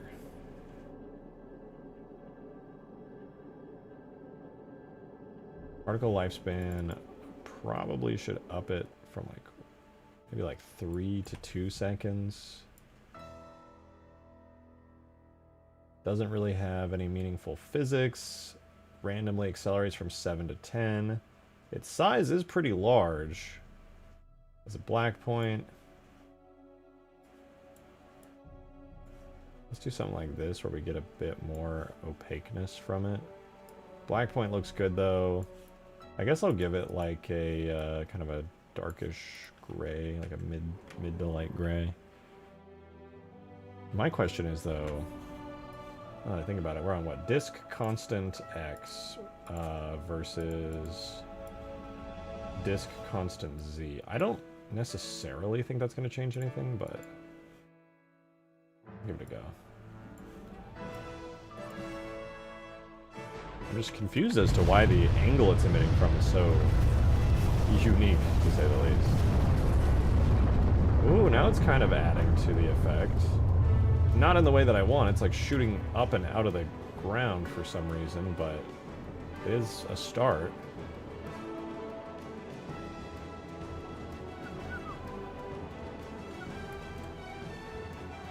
I'm going to try something where I do disable for debugging, and I'm going to go back into the dust. I'm going to duplicate this and swap it out to this particle and just see what happens.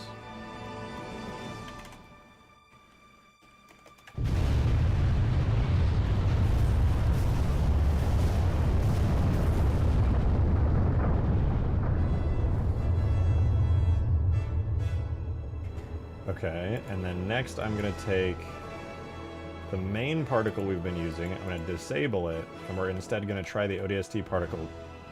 I crashed. This is, never turn off a particle, never delete a particle when it's running on screen. It's a pro tip that I never think about often enough. All right, well, while that loads up, I'm going to stand up real quick. Give me 10 seconds.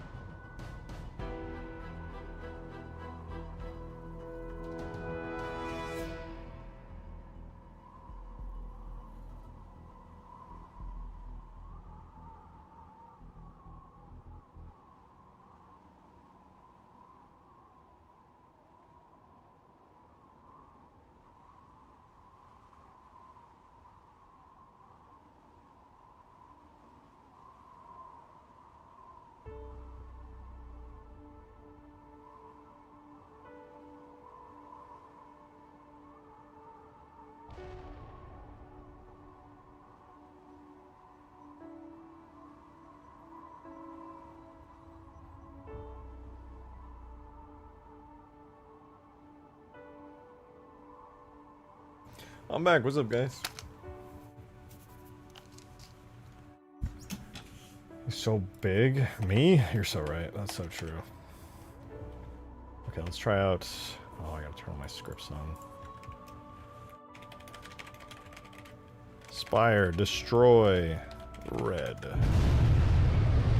we're testing the single particle now. Oh, I see. It's very faded, very transparent. I think perhaps the exact particle that I'm using... Oh, wait, let me just up the alpha to 1 on this.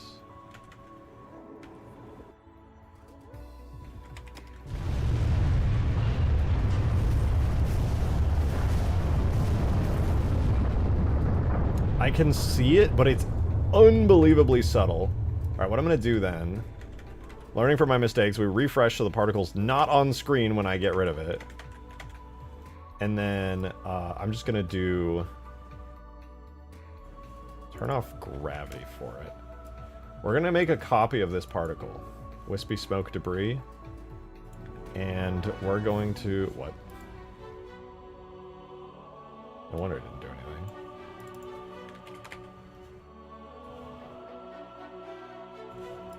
Wanted to do... Wait, did I change anything else about this? I don't think I did.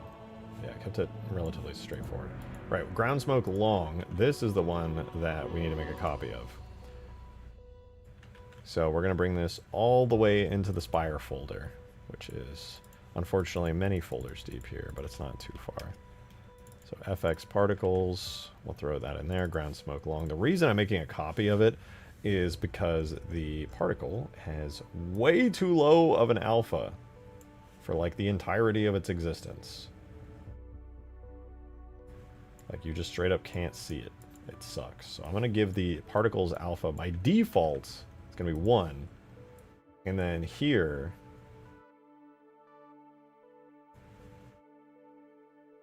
I will manually edit it in the actual particle settings. So it kind of like fades in a bit here.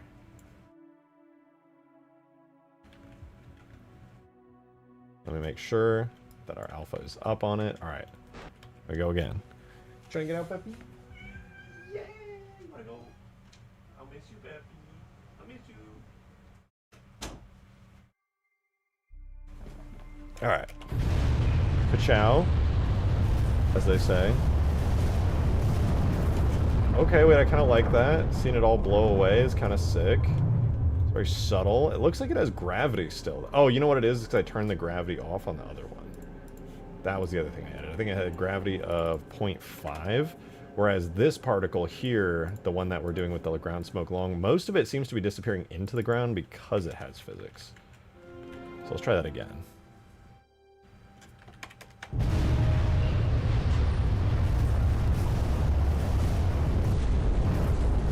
Ooh, now we're getting somewhere.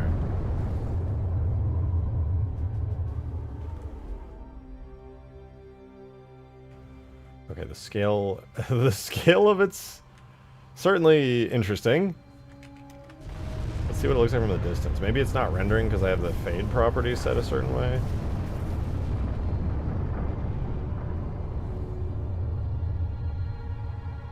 I mean, it definitely looks cool. No doubt that it looks cool.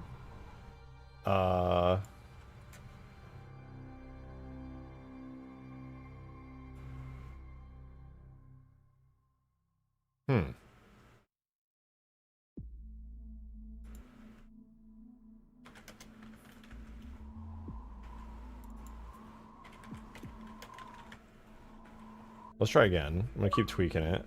As for the scale, thank you for the 117, Mr. Raz. Holy shit, good to see you. Said, dude, your cat was on cam for a bit before you came back and you didn't even notice? I don't even have cats, dude. What are you talking about? You sound crazy right now. You sound insane.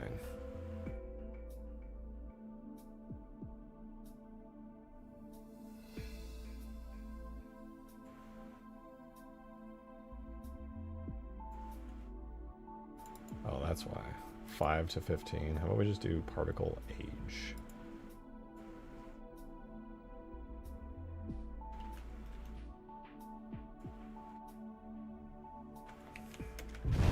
Thank you for the 117, Mr. Hess. I appreciate it.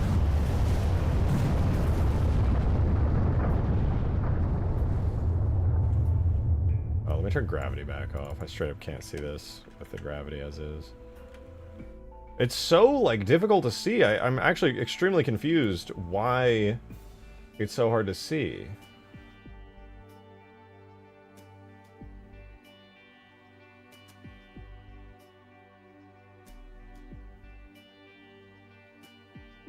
Zero is normal. Says over particle age, particle age, particle age. This does last for...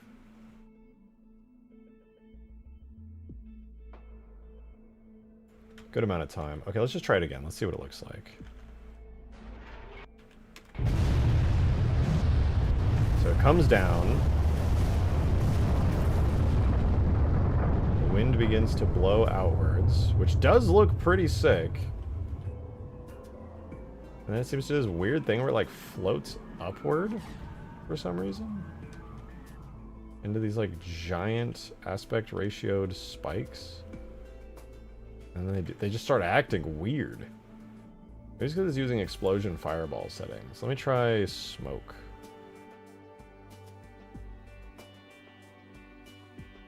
Oh, I'll just do default, actually. I think the thing that's confusing me the most is why they're just so challenging to see. The alpha by default is just set to 1. Is there something else I'm missing, perhaps? Oh, the depth fade range. I bet that's making them look nearly invisible. I bet they're going to look super strong now. Yeah, okay. Now I can really see them. Holy crap.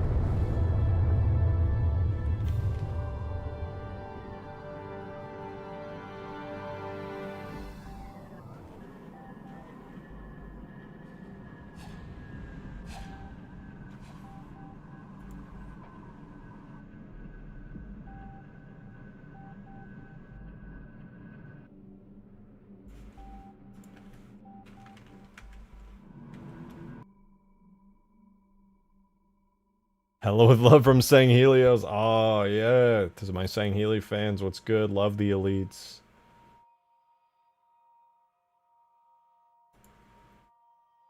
Okay, can I make it so...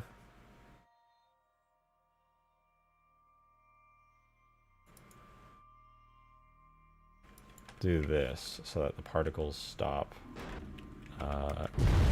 rendering when I'm looking at them dead on.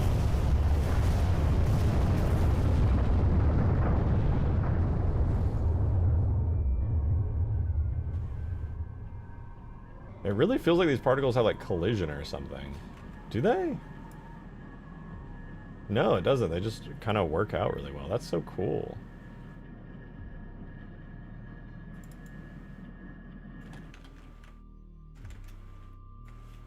I'm gonna try making the particles a little bigger.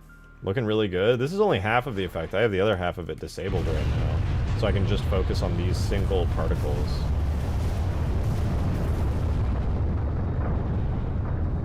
Now we're getting somewhere. I think what I'll do now is bring the alpha back down to 0.5 so they're less intense visually. And I'm going to increase the angle fade range to be maybe like 15 to 45 so they kind of fade a little bit more because I can still kind of see them dead on and it's a little odd looking.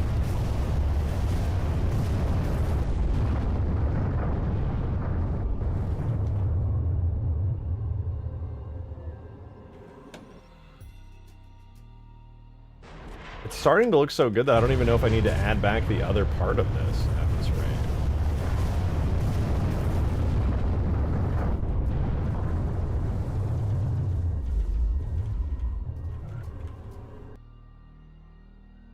I think perhaps...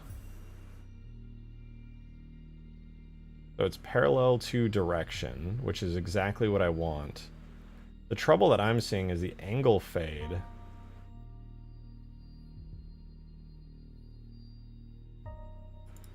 What if I do 90 to 45?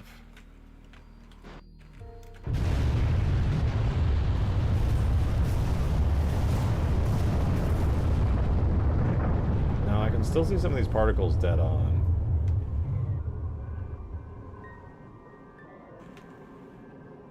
What if I do like 270 to 360?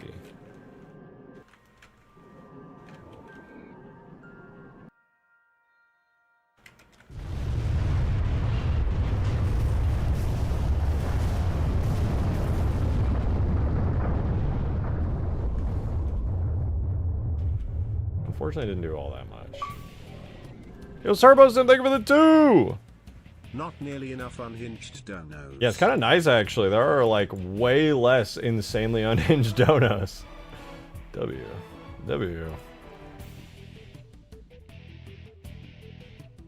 So the aspect ratio and everything is cool. The intensity, perhaps I could do that. Lower the intensity so it's not insanely bright. Technically, it shouldn't even have an intensity because it's just a fog.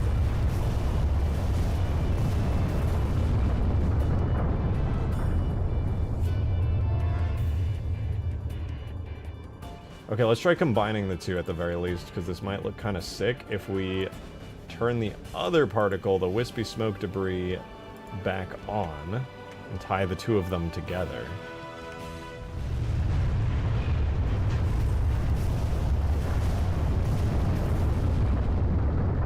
Okay, they are fighting like crazy. Let's do -1. Maybe like 0.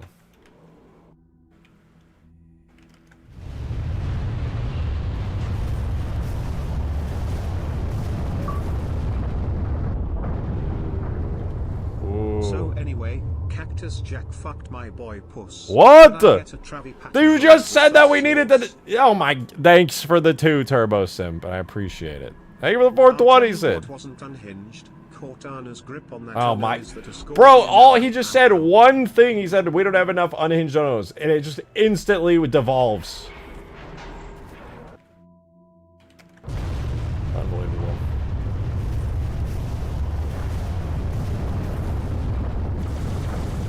But that actually feels really cool. Hold on, like when I'm on the ground here and this thing collapses.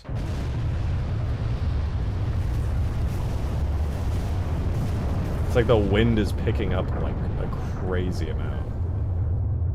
That's nice, dude. That is a great effect. I want to see that from the distance now. Hold on, let's take the dome down.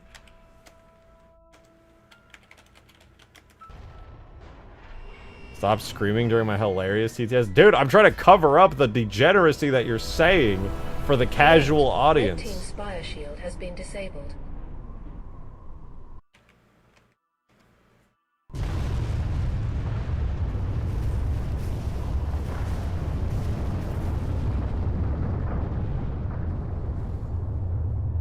That looks so good from afar, dude. The fucking snow blasting outwards with the... Oh, dude, that is it. That is it.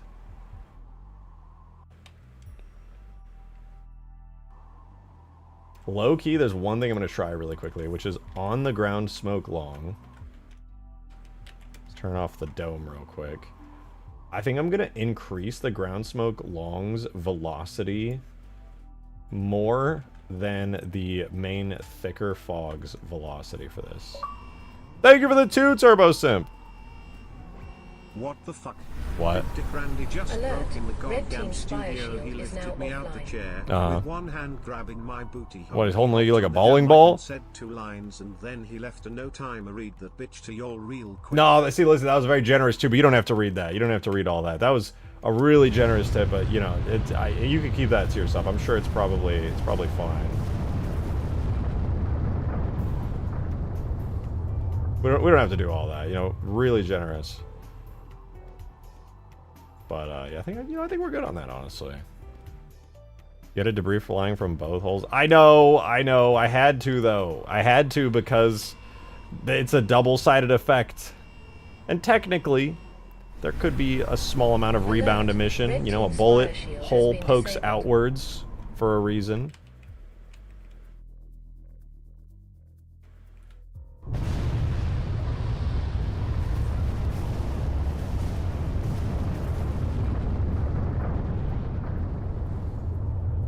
Yeah, that snow parting effect goes very hard. I fuck with that heavily.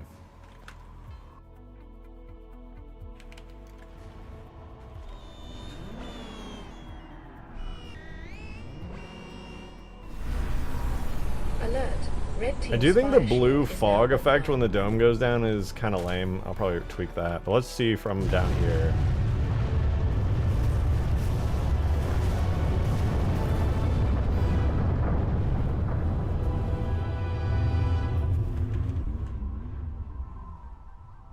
I don't know, like, part of me wants to make it even more big and bombastic, but it's so perfectly fitting to the zone that it's in, that it seems like it would be a bit excessive to further it. Thank you for, oh no. Thank you for the 2, Turbo.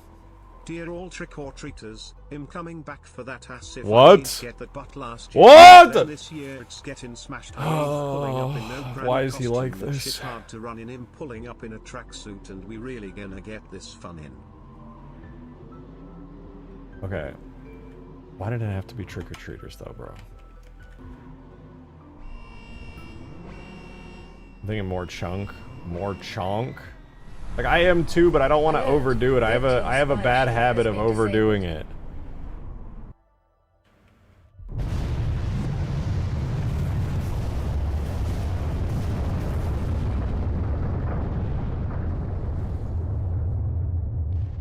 Sure, is the shade turret got a redesign in every... Yeah, that's a really valid point. Every single game has a different shade turret. I'm pretty sure it's even slightly different in ODST. Like, from 3 to ODST, I'm pretty sure they actually also redesigned the shade turret a bit between those two. And then the lore heads are gonna come in and they're gonna be like, oh, I need a lore explanation for this. Quick, get to the wiki.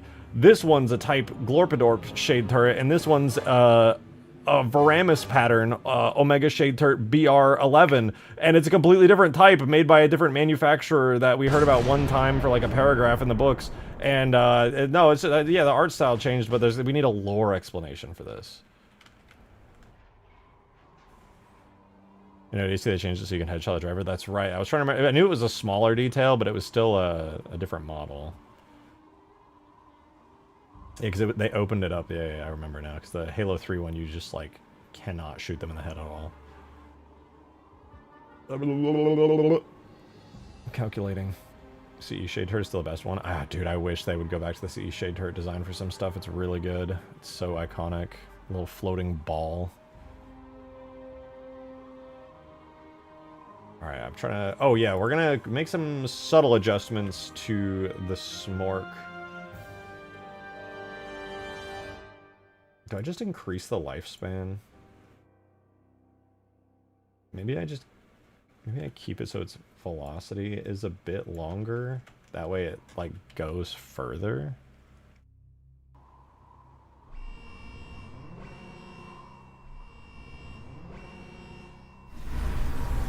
Alert.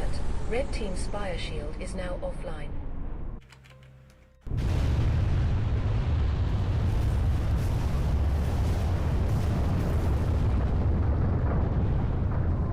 Okay, that keeps the snow kind of blowing a bit further on the speedier particles. That's cool. I think a subtle adjustment like that is fine.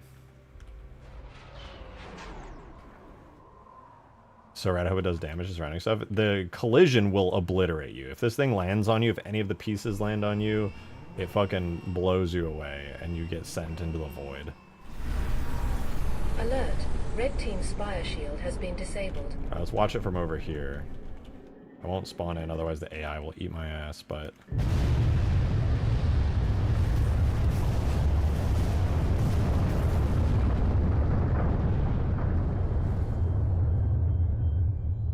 It's not bad.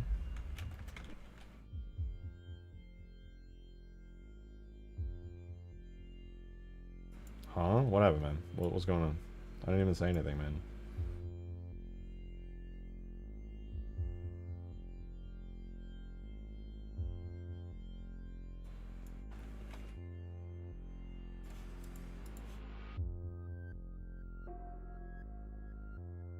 Wait, where is velocity? Right now it goes all the way down to 3, which is probably for the best. I'm going to switch it to 15, though, just so we can see how far we can get the fog to go.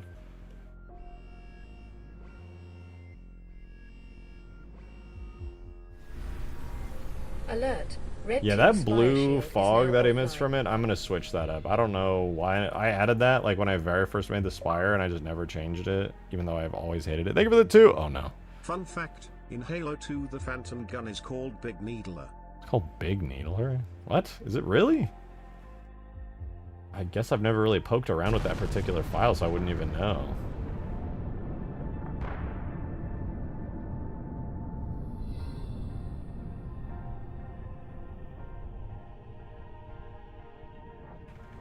I didn't even see the main fog. Hello?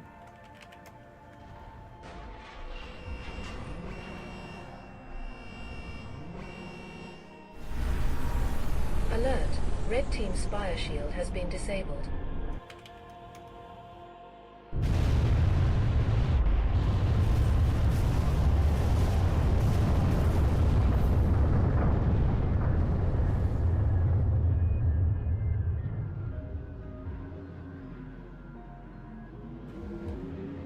Nice. Nice. Nice. Ooh, I don't know what it looks like on blue side over in the shadowed area. In the shadow realm.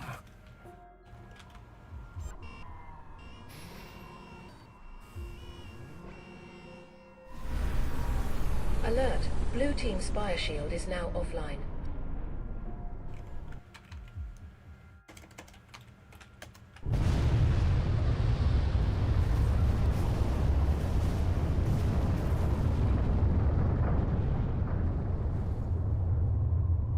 That's pretty cool. Though it does freak me out a bit that the particles glow in the dark. I kind of want to know what's going on there.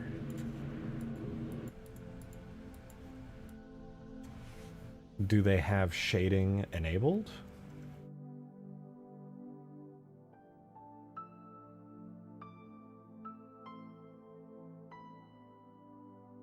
Depth fade, yes. Frame blends, no self-illumination. Oh, lighting, none.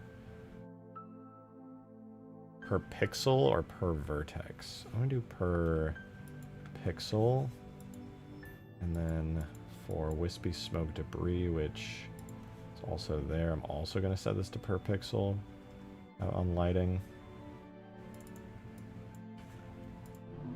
Let's try that again. I'm just gonna asking for the 2K bitmaps.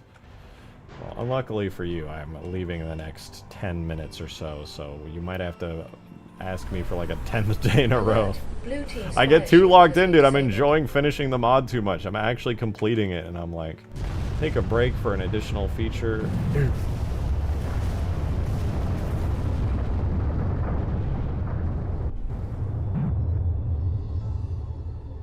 Damn, in the shadows, it looked kind of crazy. Why was it so, like, doo-doo poo-poo dark over there? Did you guys notice that?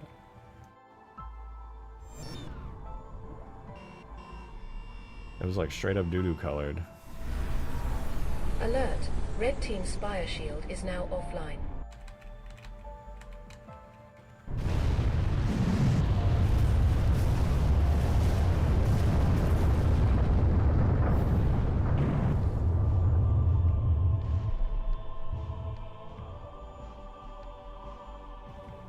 Sick. This all looks so good.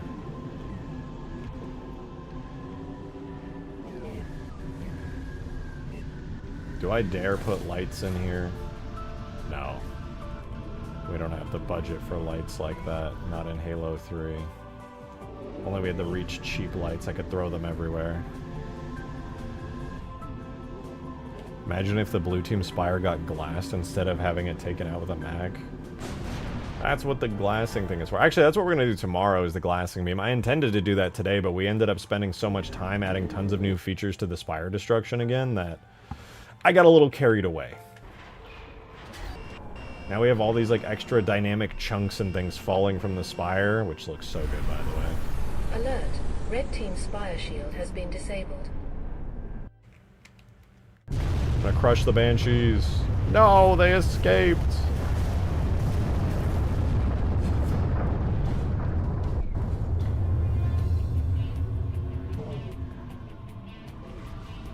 Alright, I have to survive this coming down while I'm beneath it. I have to see it for myself.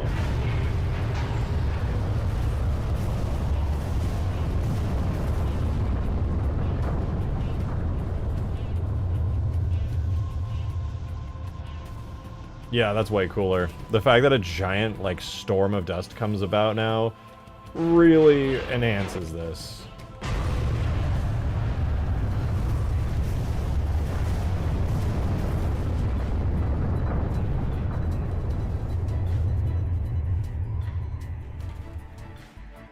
Someone did a good invasion mod for Halo 3? Yeah, there's a fully functioning invasion mod. Excuse me, on the Steam Workshop.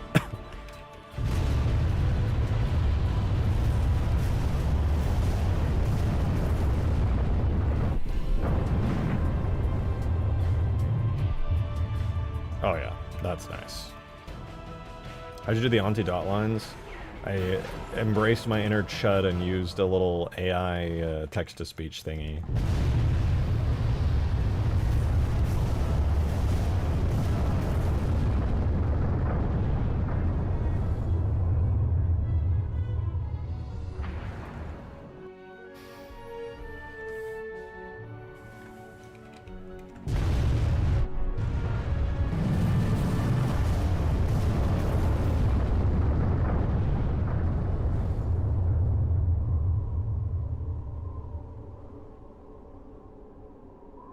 Would it make sense for it to be an AI TTS? Yeah, that's, I mean, that was one of the reasons I picked it. I was like, well, if I can do a little AI TTS thing and the results are going to sound very poor, at least I can play into the end results not being that good by choosing a character voice that already is, like, intended to be a little bit lifeless, a little bit TTS-esque in its performance.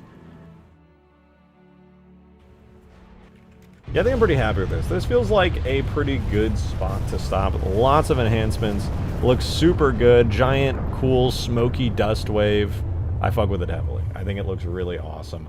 I can't wait to see this in game either, because we should be good for a playtest pretty soon. I think after... So tomorrow we're going to do the glassing beam enhancements. We're going to polish that whole thing up, which... I forget if it's glassing or glassing beam. But yeah, we're going to... enhance the glassing beam event, make sure that it doesn't cause that annoying EMP and screen shake, overwhelming bullshit, and just make sure that it does damage properly. Then we're going to very quickly throw together the fixes for the remaining 2 vehicle spawners, and or remove them if we're out of script space. And then we can playtest. That's literally all we gotta do. Then we're golden. So tomorrow, if you want to see some more of this glassing beam action and working on this, I'll be live again tomorrow. We'll be doing that. It'll be sick as hell. I feel like we're pretty good as far as the Spire destruction goes, so... just chilling. Anyway, I'm out of here, guys. I want to give a huge shout out to everybody who tipped and super chatted, everybody who became a member. I'll be live again tomorrow about 4 to 6 p.m. Central Time, so... You know, you can find me here around the same time tomorrow. I started a little late today, so apologies for that. But tomorrow I'll be on time. But thank you guys very much. I hope you enjoyed. I'll see you guys tomorrow for some glassing beam goodness. Join the Discord server. Follow me on Twitter, Instagram, TikTok. Especially TikTok, because some guy's fucking up my TikTok algorithm and getting me 0 views. I'm out of here, though. Thank you guys. I'll see you tomorrow. Goodbye!